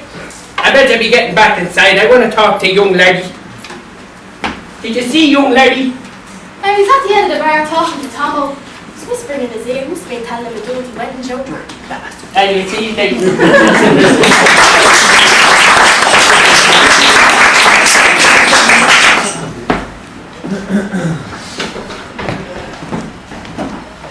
Alright, Tom, I was just talking about you. Mrs. Gibney was looking for Larry. I told him he was at the end of the bar talking to the condemned man. Are you all set for tomorrow? Yeah, Tricia has everything organised. I'm only going for the crack. You're only getting ready for the crack, you don't take me. I'll tell Tricia what you said. Don't tell her till the honeymoon's over, will you? Alright, I'll wait till you're off your honeymoon. Where are you going anyway? Connemara. Our cottage down there for a week. A cottage in Connemara for a week? To be off your bleeding trolley. Who is that? The place is full of buggers, that's why. You'll be pulling your hair out after 2 days, mark me words. What possessed you to pick a dozy place like Connemara and anyway? Was the rest of the world booked out or something? You didn't pick it. Oh, Granny gave us a present of it. Our granny gave you the present of it? Jeez, this must have done something terrible on Howyas.avi like this. Neither that, she was born a cunt. Couldn't be that bad. Couldn't be that bad, couldn't it? Yeah, wait till you get there is all I can say. What's wrong with Connemara? I heard it was a grand spot. It's right with them all like. All else they have down there is rocks and stones and sheep and rain. There's fuck all else, only miles and miles of bog. Back to the brochure I was reading, there's lovely scenery and country pubs with music and singing. Yeah, there's country pubs alright, you can find them. Shit hole with sawdust on the floor and smelly randy outfits smoking pipes and gobbing all over the gaff. And you won't be able to understand what they say because they talk 100 miles an hour and they don't even talk proper English. You see that fluent Irish or proper English that they speak. Come, you're such an expert on Connemara all of a sudden. I know, because I went there one summer to the Dale top. That know-it-all mum's sister or something told me mad that if she didn't send me, I would have felt me junior. I think I remember you passing that. You must have learned something down there, so... Yeah, I learned something alright. I learned how to go back to the kib again. You mean you must have learned some Irish? Yeah, I learned a little, but like, I had a good teacher. She'd be a spacer. The first day I was there, I told her I wanted to go home because I hadn't paid me in the Connemara. And she says to me, No, Barbara, you don't want to go home because you're paying in your ring with Connemara. You want to go home because you're paying your phone in with Connemara. We're doing a lot of Irish in school too. The only words I understood were Amadon and laundryman. Irish teacher said I missed my vocation. He said I could have been an actor. Well, the whole class could have played the two parts in Dumb and Dumber. Well, you want to learn some Irish down there in your honeymoon? It's like they say, when in Rome, do like the Romans do. It's the same down there, when in Connemara, do like the buggers do. What a bugger doing this honeymoon? What would a bugger do in his honeymoon? Wouldn't you like to know? Seriously, tell me something romantic I can say to Tricia in Irish. Okay, I'll give you a couple of fucking that might help you, right? When you're kissing and cuddling with Tricia, you can say this to her. It's Roland Tussle. What does that mean? It means I love you. You can say that to her when you're dragging the guts over. Believe it. Don't winding me up. Probably means my donkey ran away or something stupid like that. Does, I swear to God. And here's a few more that might come in useful to you. Not be a conch, rustic yort and a topic.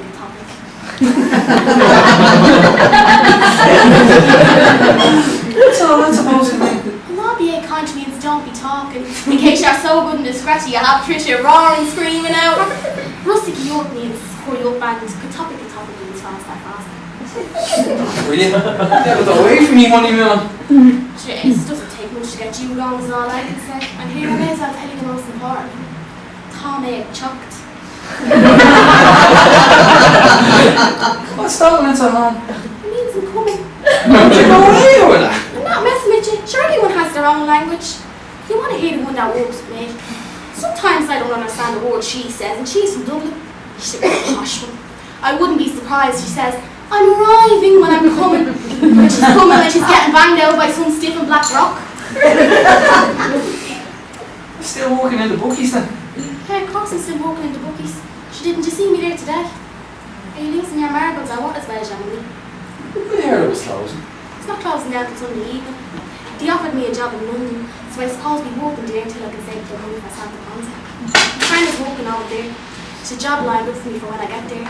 She said to Rachel, remember I was telling you? You'd love it over there yourself, Tom. All the girls going round half in their nails. Yes, I can't wait to get out of this queue. Saving every penny I can get at the minute.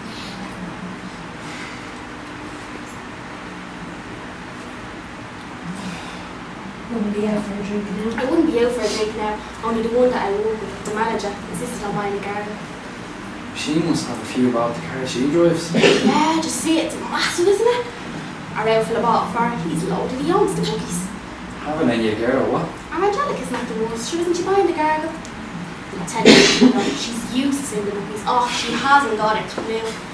A fellow was putting on a Yankee one day and she asked me if we took bets in American racing. And I'd have to watch her like a hawk when she's handling the money. Otherwise she'd have to be out for the bank for it. I'd have to laugh at her though, she doesn't give a fuck. She says, if money was made to go round, who better to bring it round than herself?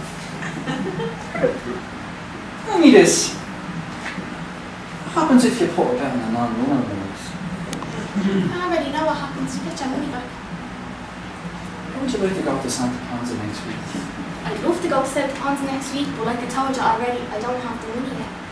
And if this conversation is leading up to where I think it is, another one of your get rich quick ideas to con the bookies, you can stop before you start, Thomas Sweeney.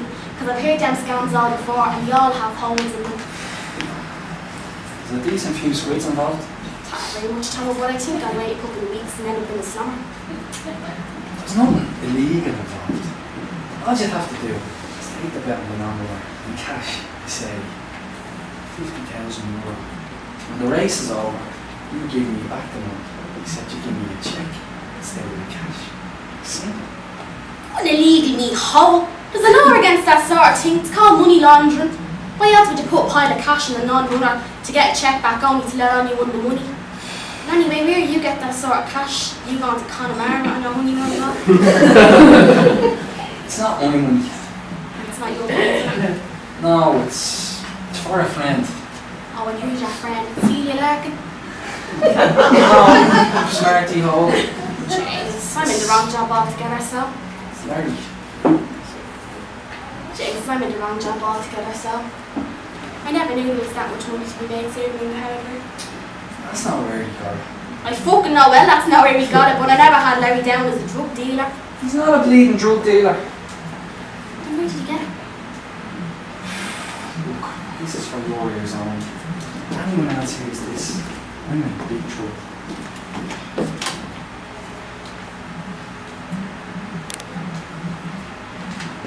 Well, fair dues to him.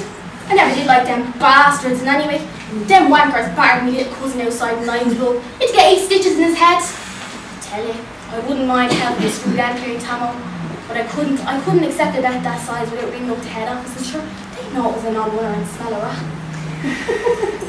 You have to get that money into circulation somehow, without arousing suspicion. I know. If Larry starts spending that money out of nowhere, they'll be on to him rapid. And that there, nosy owl that walks in the place, sees everything that goes down there. Mind you, she doesn't see her hair half the things I do over in the books. Hold on a minute though. Maybe you have an idea. But slowly walk if you do everything I say, and I mean everything to the letter. Okay. So the wedding is tomorrow, right? Yeah. This is what I want you to do.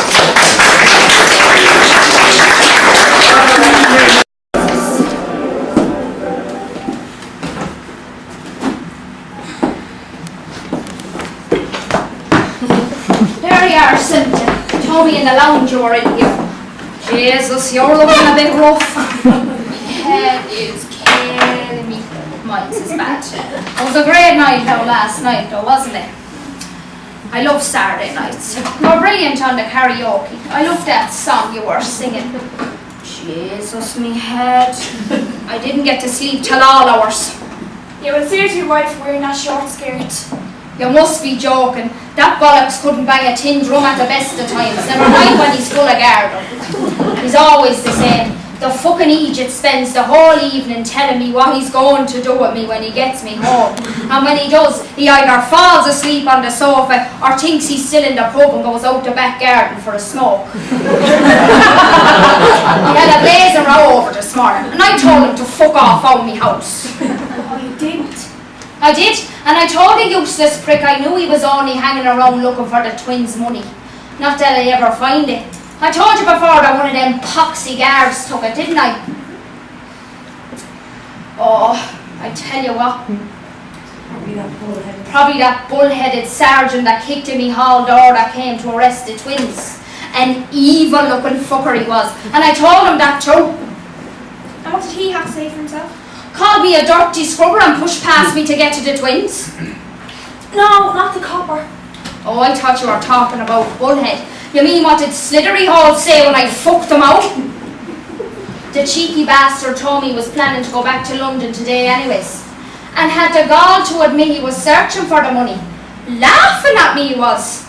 He'll be laughing over the other side of his face when the twins get out. I'll get them to cut his useless bollocks off.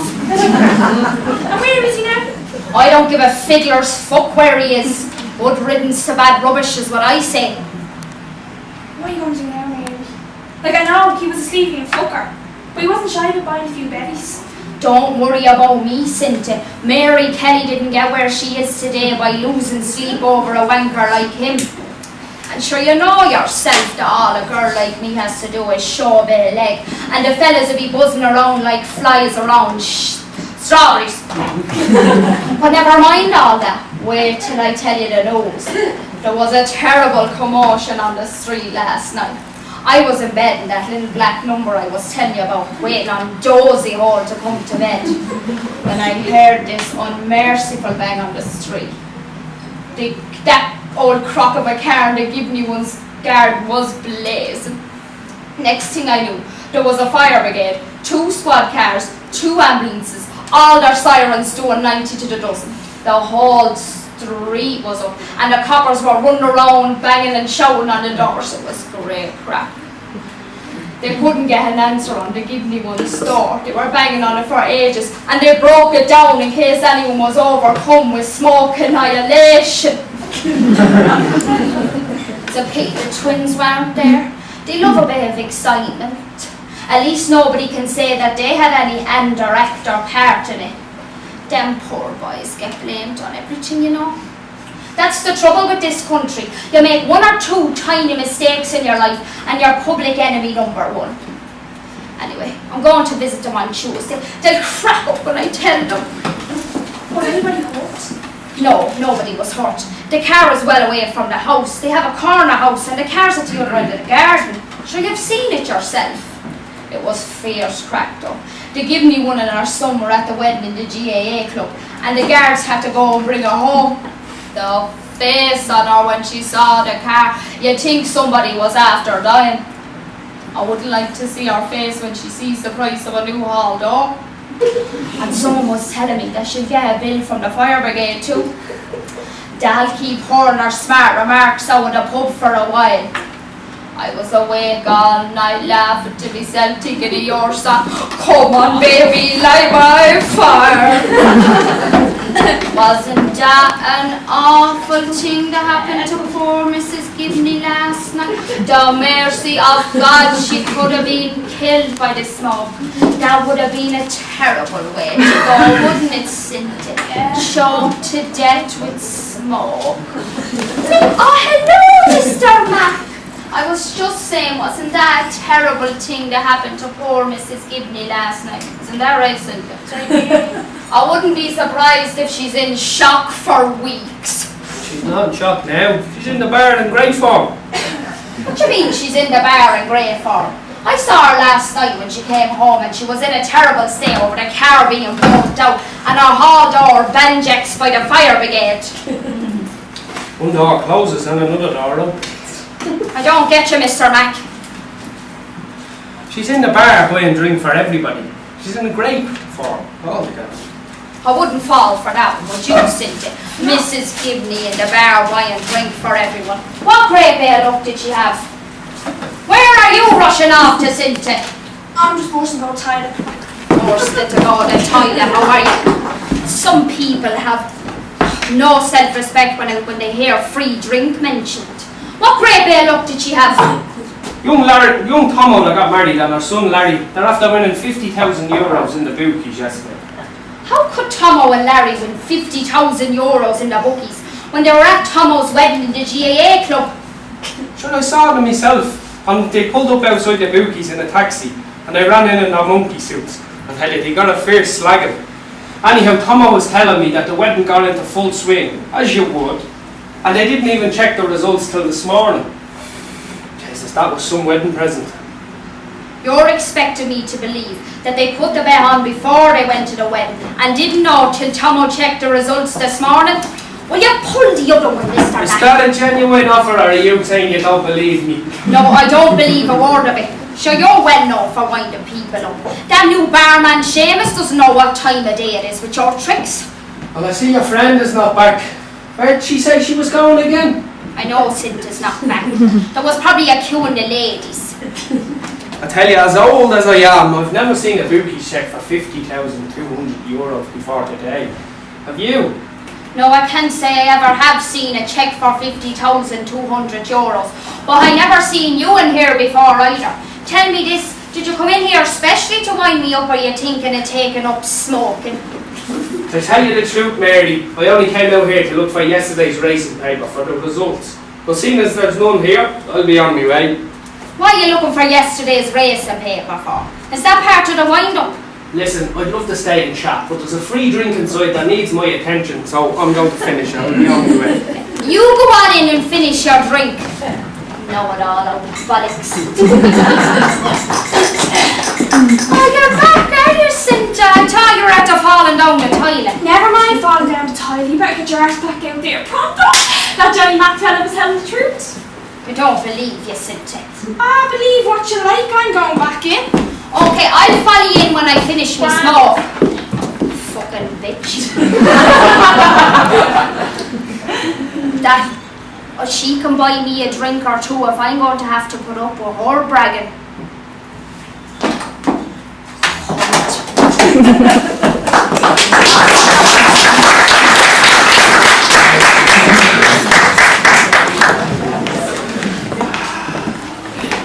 Jackie was dough, she doesn't look too happy, Tommy. Must be the daylight that's affecting it. Oh, easy, will you? She'll hear you. I don't care if she is me or not, Tommy. Daddy told me she'd a big grin and a mush when the police car brought him and his mum home last night. Said she was loving every minute of it. I'll knock her out if she says a word to me. Let her go, will you? Let's not spoil the buzz.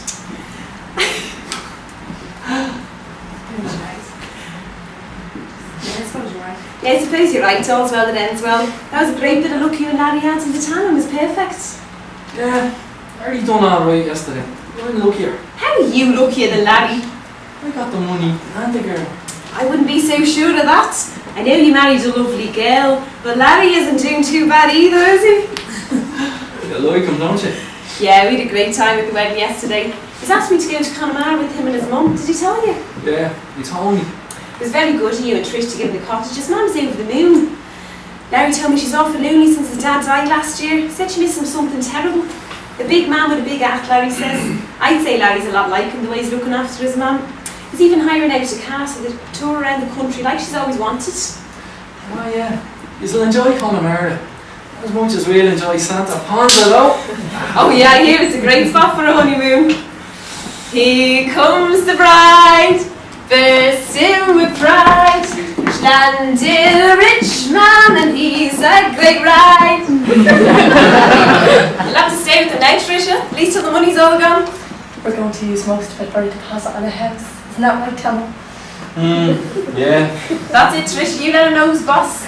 No more bookies for you, Tomo. You won't have the time with all the painting and decorating and babysitting you'll be doing.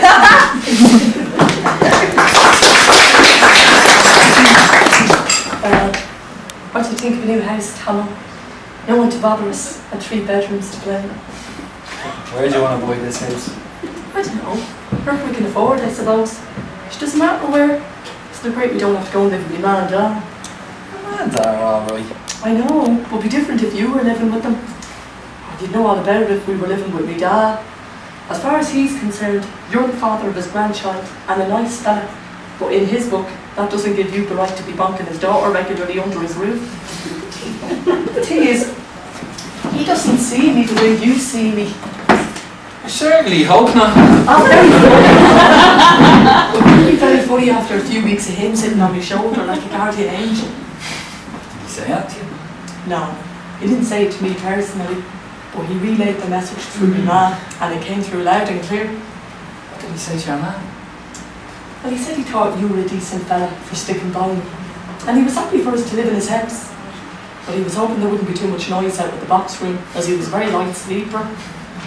God, imagine the other fella listening in next door, and you playing the Caped Crusader. I could give him a loan of me tape. That might keep him busy. Not give him a loan of it. Jesus, Tom, stop. But the image of me man and dad just doing it normally is bad enough. Talking and playing games.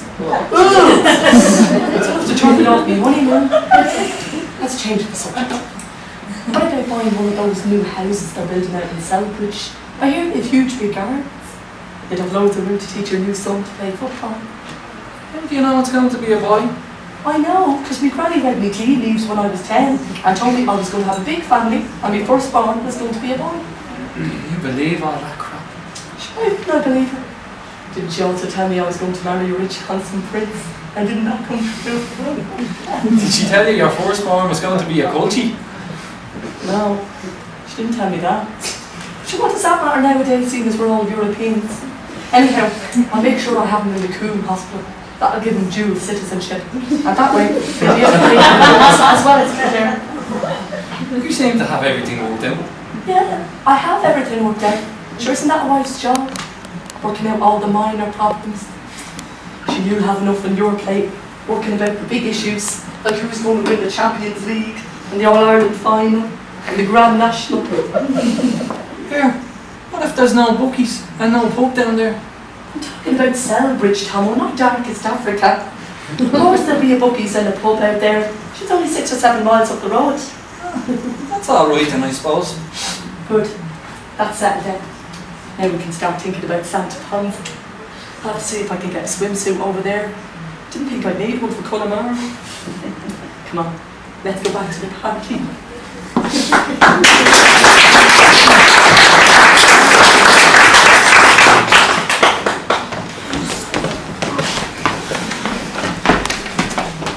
Oh, you make Susie come to the smoke room. You cause very big trouble for Susie. Mr. Sherman says, check her out, quick fast. Him in very bad temper today. What's wrong with today? Oh, him very cross, cause him lose money on donkeys. All people in for a laugh. What do you want, Susie? Well, you didn't tell anyone about the message on the mobile phone, did you? No, Susie said nobody about private business. No. What's this? It's a present. Why, you give Susie present 1,000 euros? You play very big trick with the Lowy. Oh, No, it's your redundancy. redundancy? What redundancy? It's money to buy a moped if you want it. All you have to do is to keep it, leave this job now, and never tell anyone about the mobile phone message and never come back here. Mr. Lowy, give Susie money if you job now. That's it. We got a deal? Yeah, we got a deal. I need a job now. Hey, careful that envelope, Susie. It's a lot of money. Oh, Susie, be careful with big lots of money. Susie not lose her bollocks. Susie keep bollocks in buckets. What are you going to tell Seamus? Oh, what's Susie tell Mr. Seamus? Oh, Susie tell Mr. Seamus Chinese problem. Come what shall I say? When boss unfair to worker, worker tell boss, See Kim job, I'll pay Moss.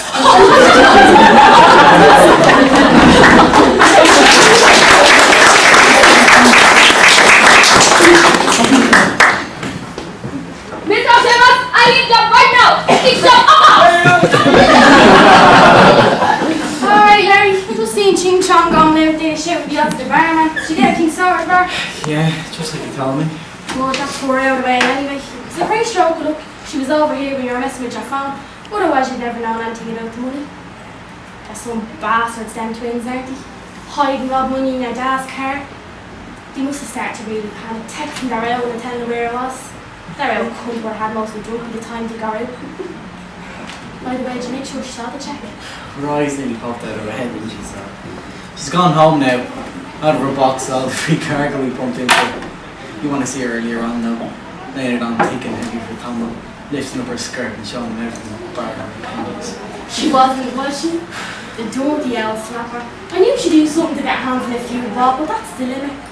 And him just married. Jesus, I say the last time Tomo saw a pair of legs like that, they were hanging out of the nest. She's some weapon, isn't she?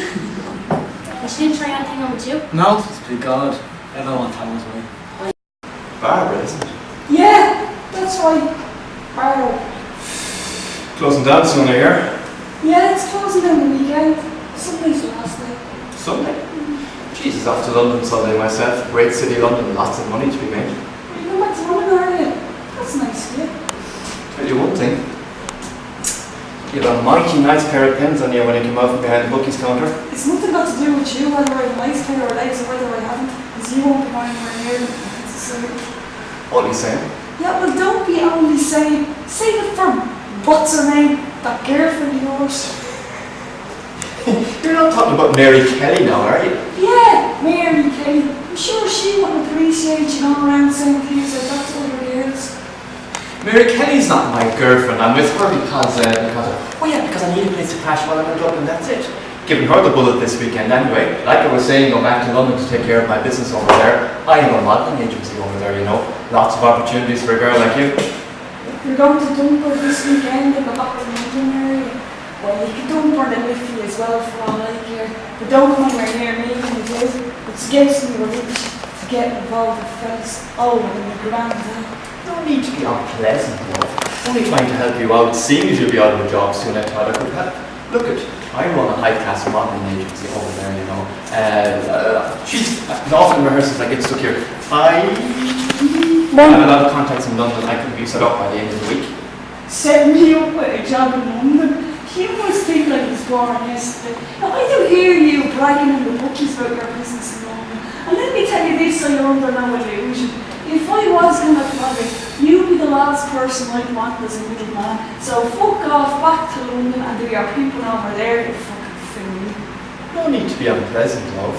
Obviously you overheard something and picked it up wrong. Look at, I want a very high-class modelling and escort business. Now, it's mainly modelling work, but the odd bit of escort work thrown in. Dates with businessmen and professionals, that sort of thing. And it's up to yourself what firm you want to go. I mean, think about it. You can make a lot of money over there, and nobody over here will need to know what you're doing. And tell me this, what part of fuck off are you having difficulty with?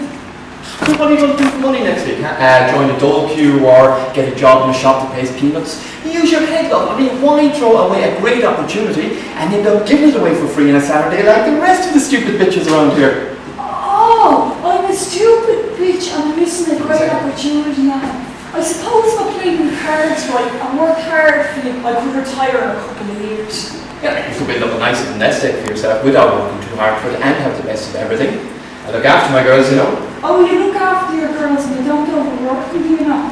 That's interesting because I overheard a couple of local co-rags discussing your girlfriend the other day, and they were saying that the reason she's a face of the dealer's daughter is because you have her standing around corners, flogging her mucking and all types of weather.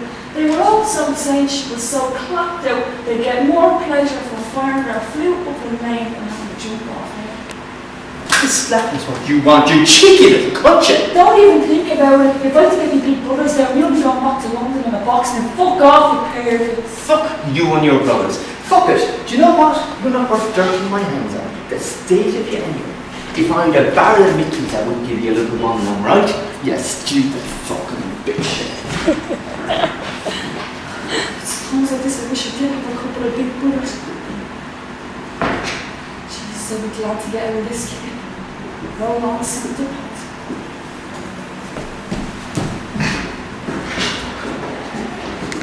Sorry. It's alright.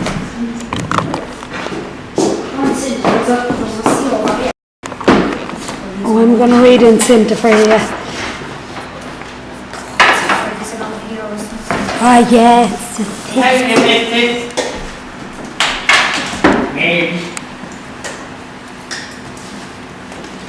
We must be mad, what?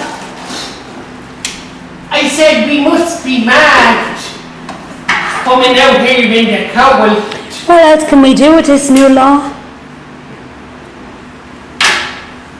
What else can we do? It's right, missus. Treated no better than the lepers these days we are. I heard it's €1,000 fine if you got smoking inside the pub. And see that bad article of a barman, Seamus? He'd be the first to report you. Told me so himself. Going on all day yesterday he was about the dangers to passive smokers like himself. He get a nasty headache.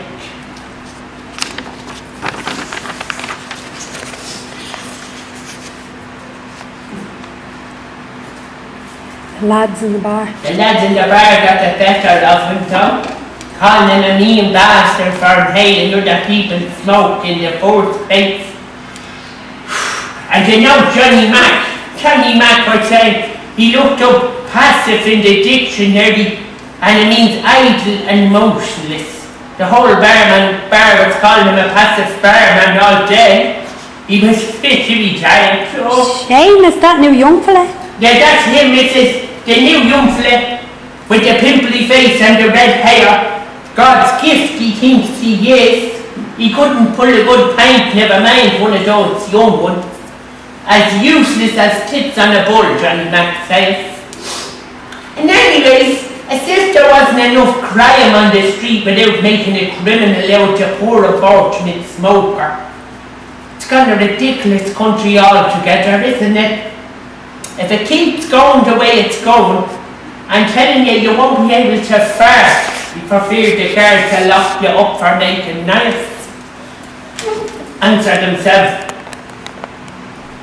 Better to go and catch a few more robbers for themselves, not to be interfering with their respectable people.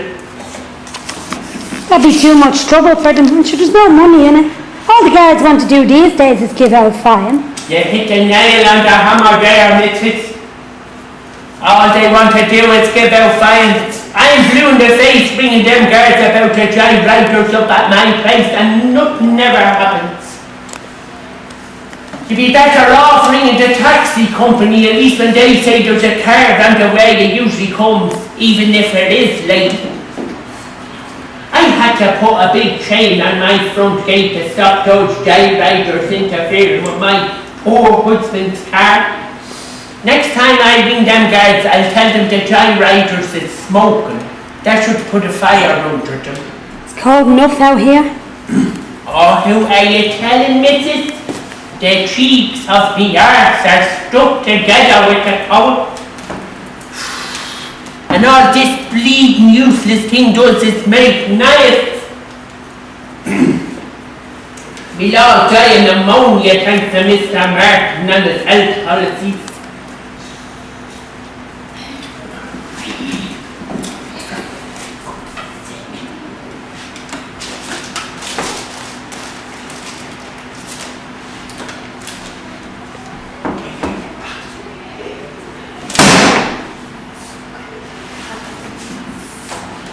That's if you don't die of malaria or the bubonic plague first.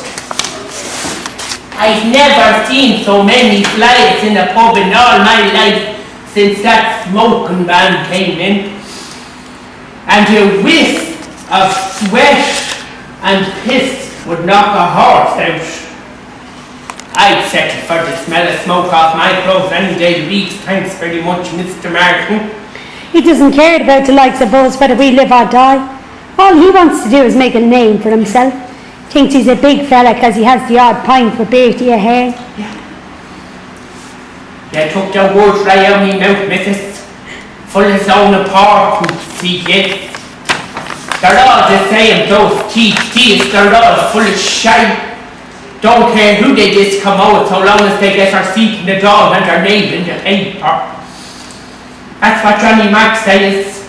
And this American fella, where do you think he'll be when all the smokers die off and there's no cigarette taxes to support the country?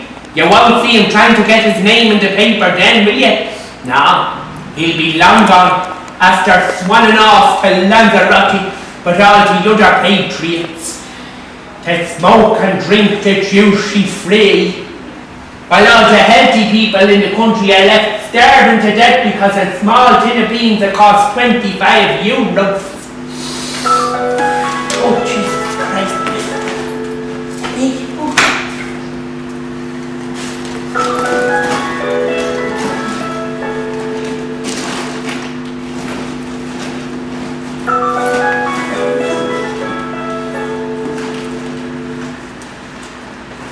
Hello? Hello? Hello? Larry, can you hear me?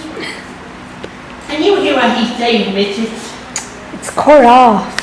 Oh, it's cut off. It's has to be Larry. He's the only one with me number. He's me only son, Mrs. He's always ringing to make sure I'm alright. Keeping tabs on yous. It's being concerned about your mummy's welfare. It's called keeping tabs on you. Well, so once in your life, Mary Kelly, you're dead right. Said it keeps his mind at rest to know where I am. Isn't that a lovely thing for a son to say? It's not such a big deal for your son to ring you now and then. My twins are always on the phone. How's your twins are always on the phone? When they get that privileges, that is. 17 years ready. You don't need credit to answer it, only to make a call. Oh, it's that way it works, Mrs. Should last for a while, so, because Larry put a fine for Villa. And I never make calls. I only use it to answer Larry's calls and for Coronation Street. Cost me 20 euros a week on credit on average. They say the more friends you have, the more credit you need. 20 euros a week on average? How can you afford that? You new ladder must be spelling your rotten, Mary. Or did you find the 12 tidy hole? The bloody cheek of you! Have you died, you Mary? Should have only cut you. Didn't I hear you tell anyone that has listened that one of those thieves and coppers took the 60,000 euros your bias got from the post office job?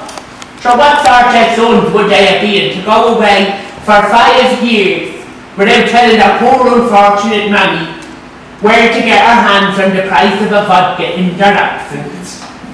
No, that's not the way you were reared, Mrs. And who better to vouch than the neighbour from across the street who watched poor Mary struggle for years trying to rear those bias with principles. All on her own too, you know, with only the odd lodger's rent to keep the wolf from the door. And most of them beating her worse than her ex-husband. Anyhow, Mrs., as I was saying, I only use this to answer Larry's calls and for Coronation Street.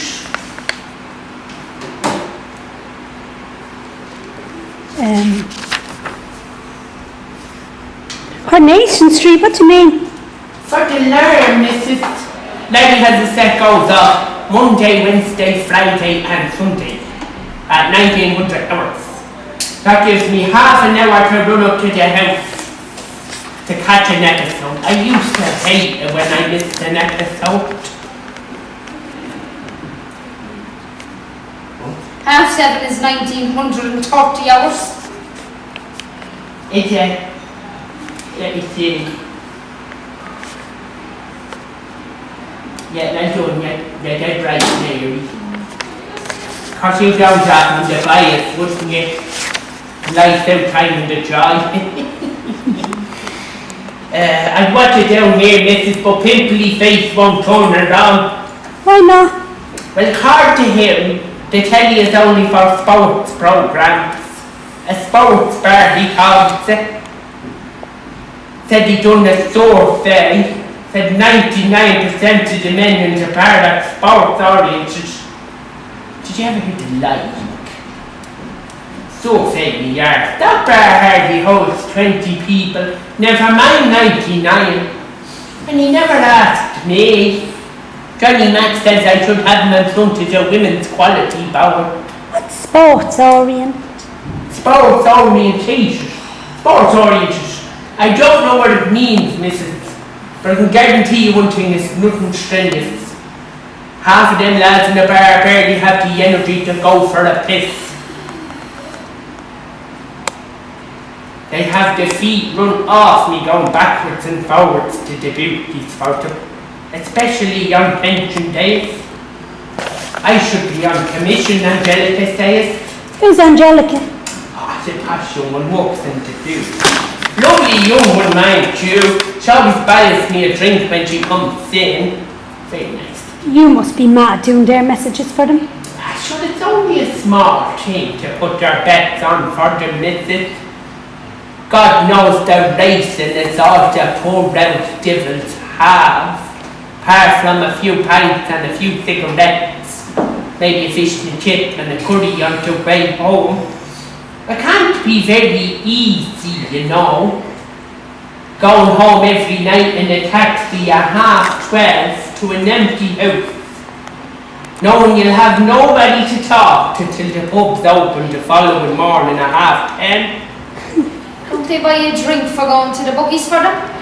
I don't know where you get your information from, Mary Kelly, but as usual you have the wrong end of the stick. It's only on a rare occasion that some good-spirited pensioner buys me a glass as a thank you. And I only accept because I don't want to spoil their goodness and cause offence. Oh, this must be Larry again. Hello? Hello, lady. Are you sure that's right about the crediting, missus? That's not a call, that's a text message sound. A text message sound? Lady wouldn't have sent me a text message. Anyway, I'll read it later. I can't see a thing without my glasses. I better be getting back inside. That's the worst thing about coming out here, missus. You never know what people are going to be saying about you when you're out of your shop. I'll see you later, missus. Glass is my eye. That old bitch can neither read nor write, you know. I don't know how she gathers up so much information. Most probably she gets it all from Johnny Mac. She's always drinking with him. And did you hear her? She only accepts a drink from the pensioners on the other occasion. That old bag accepts a glass of so every time she goes to the bookies. You know the type, Cynthia. She'd live in your ear and come back for your eyelashes. I could do without neighbours like that. Did you say she lives beside you? She lives across the road from me. The corner house that has that red crop of a car in the garden. You know the one, don't you? Oh yeah, I know the house. A lick of paint wouldn't go astray. I wouldn't want to have to be looking across at her first thing every morning, I can tell you that for nothing. You never said a true word. Some people have no thought for their neighbour. I mean, what's the point in decent people like myself and yourself doing their brasses and sweeping their paths when people like her treat the place like a scrapyard? I was going to report her to the corporation, but the twins went mad, said they'd have nothing to do with me if I turned into a grass. I wouldn't mind, but they never even liked her, or her husband for that matter. And as for the car, sure the thing never went.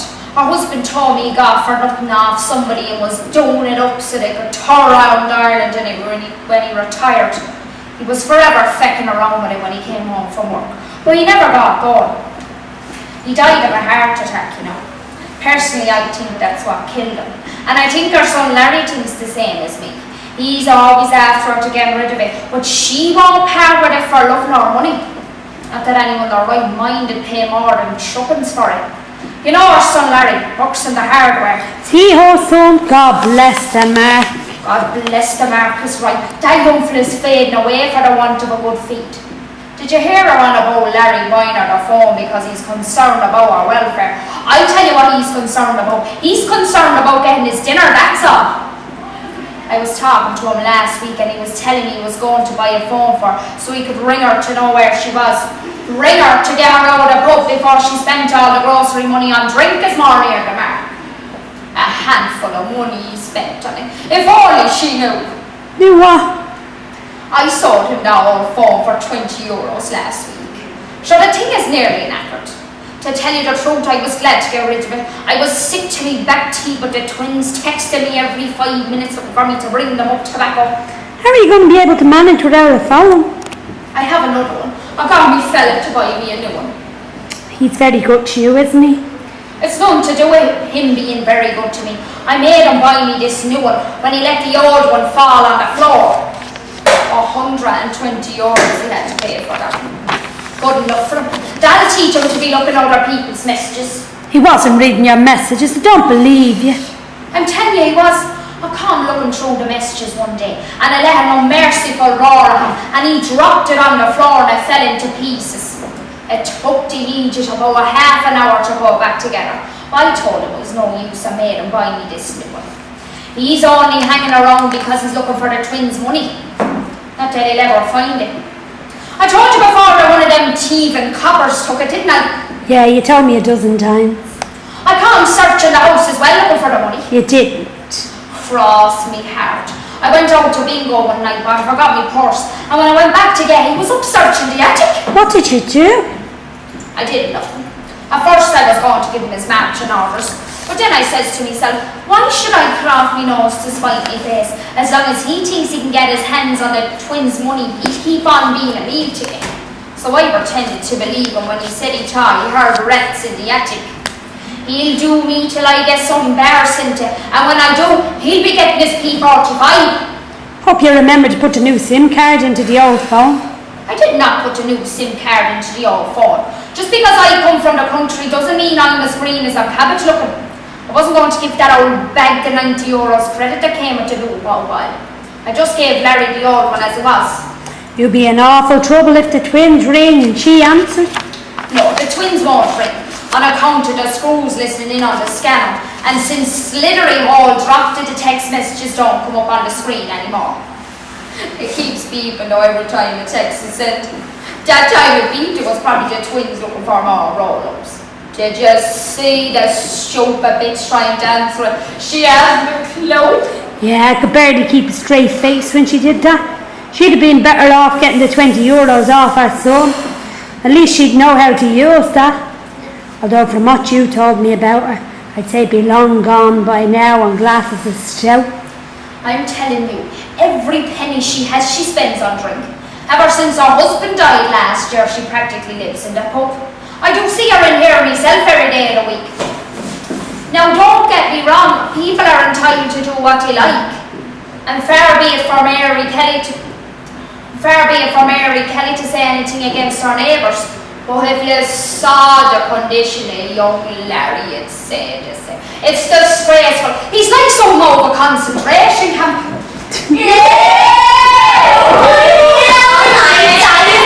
Oh my God, so am I and my shoes.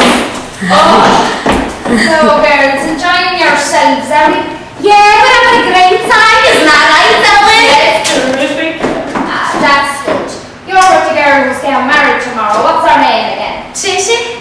Trisha, that's it. I don't know her that well, but I heard a few young lads in the bar say she's a lovely girl, has a heart of gold, would give you anything.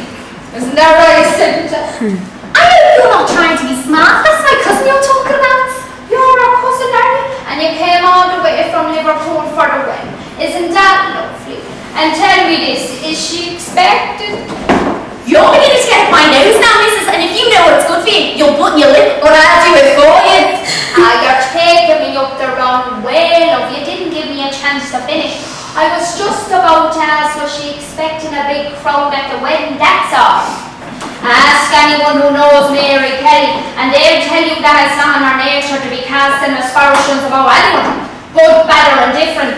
Isn't that right, Cynthia? And I'll tell you something else. If anyone wants to say anything offensive about anyone in Mary Kelly's company, Mary Kelly be the first to get up and leave that company. Isn't that right, Cynthia? And besides, anyone who's not blind can tell that your cousin's not that type of girl. You can tell by the way she conducts herself. She's a real lady. And such beautiful skin. I was just remarking earlier about her complexion. Isn't that right, Cynthia? Yeah, beautiful skin. She's positively blooming. Come on, Cynthia, our fellas will be sent to a search party. Bye. Bye. Did you hear that, girls? The ugly sisters have boyfriends. This ain't for us all yet. Oh, you better chance to dance. Oh, I'd love to go dancing. Friday night's a great night in Dublin. But she should have a fit. I promised her I wouldn't be hungover in the morning. Hey though, because I'm just in the right mood for one of those temple bar himbos. What's a himbo? What can I tell you about? Did you want me now to tell you about a himbo? One of those blonde, godlike athletic types with no between the ears, whose only purpose in life is to shack a girl senseless and look good while they're doing it. No need for exhaustive intellectual banter with those boys, Ellen, no. Just tell them once, twice how good looking they are and they'll perform right through the night. Come to think of one of those teaching how to growl. Let's go to it now. Not tonight. Besides, I'm not going to tell our knickers. Didn't know you wore any. You really think I want that? But then that's just you. I love you, Mary. That ever since my brother got a job as an hand driver for a lingerie company, it's common knowledge in Liverpool that the entire Quinn family, men included, wear best hats and change liveries 3 times a day. If I was you, I wouldn't go around boasting how many times a day you took off your gats. People might start getting the wrong idea. Anyway, I go with his sister or something he said at school. Twice a day, in the interest of hygiene, is highly adequate. Once in the morning, and then again after a strenuous activity. I know you change your cats twice a day, Ellen, but inside out doesn't count. Besides, I'm not talking thumbs here. I'm talking Mary banging those knickers with the dick if he does it. Anything less than your family frozen solid after waiting on a taxi 2 hours in Dame Street. And what use would that be to anyone, man or beast? No, I think we'd be better off wait till the wedding tomorrow. See if we can pick up a few fit lads there. Unless, of course, you fancy any of the mingers around here. What about the barman, Seamus? Oh, I think he has the hots for you. You've got to be joking. I didn't spend 1,500 staring on these teeth and 2,000 staring on these to get my own way with a ginger top barman with acne. Free drink and no free drink. The state of them and the smell of stale crisps off his breath takes stoic. Don't be too hasty. Oh, he told me he was the bar manager. Oh, we could get a couple more fat frogs out. Bar manager, is that what he told you? Doesn't look as if he could manage a good shite. Anyway, even if he was the manager of the Liverpool Football Club, I wouldn't go near him. As a matter of fact, I wouldn't let him fuck me granny, and I don't even like that bitch. That's not very nice thing to say about your granny. Why should I know? She's an old cow, that's why. Always giving advice when it's not wanted and banging on about religion and morals. She had me heartbroken every time I come over. She had a bacon there when she found out I had implants. So I was going against nature. I tried to sprinkle only water over and she did. She didn't understand. She did too. So it wasn't back the way God intended. I wouldn't have minded so much, but I had been pouring gallons of the stuff that I've been eating ever since I was 12, trying to make them bigger. Now she has me thinking I could have saved myself 2 grand if I'd left them alone in the first place. Come on in here, Trisha. Come here. Me and the girls thought you might cold feet and we're at the airport by now. Cold feet, alright. What's got nothing to do with getting married tomorrow? The toilets out there is a disgrace. Honest to God. They'd want to be contortionists to keep your knickers dry. Thread, ching-chongs up to lobsters and mops and buckets. I had some laughs though. I was talking to a girl that works next door in the bookies. A real posh one. She was telling me to leg it before I ended up a sex slave. I wish. She told me she was only back from her honeymoon 2 weeks when she done over. She said she was fucked if she was going to be fucked by the same fucker for the rest of her life. So she just fucked out. What about that boyfriend of yours? Where's he at? Tom? He should be down shortly. He said he was meeting his mate Larry. Actually, I just saw Larry talking to his man in the bar. She was giving him grief over something. Mobile phone, I think. And whenever you see Larry, you're bound to see Tom and vice versa. They've had them out together since they were kids. Patman and Robin, people used to call them. You met Larry the last time you were over, didn't you? Mrs. Gibney's son? Yeah, that's him. He's a nice bloke. I think he fancies you. He does not. He didn't even notice me the last time I was over. He does fancy you. He asked me a few times about you. He said he loves your accent. What about me tits? No, he didn't mention your tits. At least not to me. He did say you had a lovely smile with her. Is he seeing anyone at the moment? No, I haven't seen him with anyone in ages. Why? Do you fancy him? He's okay. And if he's only okay, why are you interested whether he's got a girlfriend or not? I could do with a good shag, that's all. It's only a good shag you fancy. Shameless the barman is the man you want. I'm told he'd get up on the crash of a whip. I'd rather sew it up and become a nun. You'd rather sew it up? My God, it's worth your improvement, Sarah Quinn. I'll fix you up with Larry then. Has he got his own place? No, still lives with his man. Sort of looks after.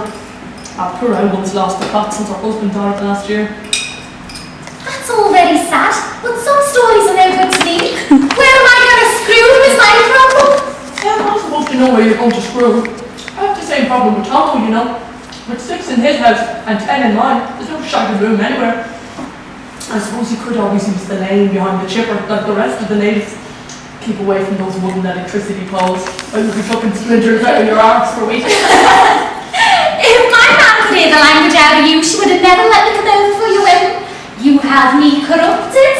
I have you corrupted? Jesus, that's a laugh. I'll have you know I was still a virgin when I met you. What are you banging on about? We were only about 12 the first time I came over. I know, that's what I'm talking about.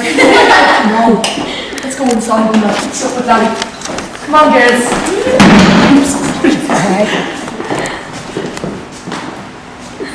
Plenty what? No plenty money. Plain cake Susie. Green table Susie. Sweet smoker Susie. Change butter Susie. One day, Susie found Mr. Shevers. Susie found he got rabbit, not he got horse. Do this, do that, do all things Susie. Next job, Susie changed him to Chung Chang Chung Chang Chung Chang Meow. Too hard, boss, remember. Very bad people in this place. One boy gets drunk, forgot about the boys, bad girls come. Susie, a ching chong, and all people think, Ashley, only for, take a picture. One day, Susie found out a job. Lydia, pretty fast. Howdy, Susie. Oh, hello, Mr. Larry, how are you? You working hard? Oh, yeah, Susie, work hard. Mr. Shevers found plenty work, Susie. He's busy chatting girls while he drawing all the work, is that it? Oh, yeah, Susie, work him talk, I'll get a customer. He's in for a date, is he? Yeah, him ask I'll get a customer, go date with him. I'll get a customer say no. They call him dickhead behind him back. He asked Susie go date with him. Susie said no. Susie looked for nice husband, not a crocodile face lazy boy. He's a lazy bastard, alright. If work is in bed, he's sleeping on the floor. If walk in bed, Mr. Shema sweep on floor. Susie not understand. Don't worry about it, Susie. No, Susie not calling, Susie not calling. Susie, where do you live? Oh, Susie live left mine. Jeez, that's not always he come. Oh yeah, wrong way. Susie walk here, make money, buy more pad. Too expensive get bus or job. What do you mean, that job? Susie work 4 job.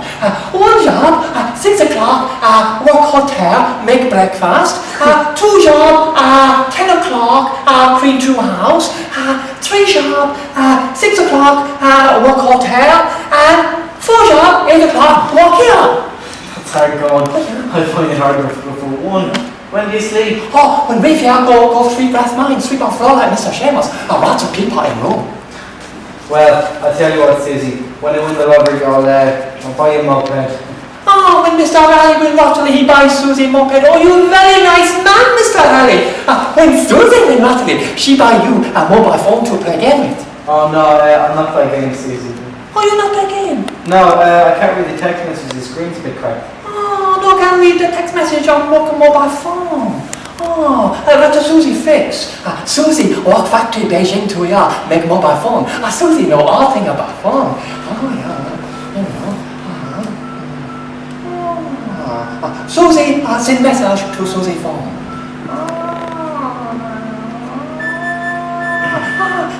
Now, you can read the text message. Good news, Mr. Larry. Yeah, you have to make me as happy as Larry. Oh, you happy as Larry, Mr. Larry? You very funny. You make jokes, Susie. Can you delete the text message? Yeah. Susie, delete the text message.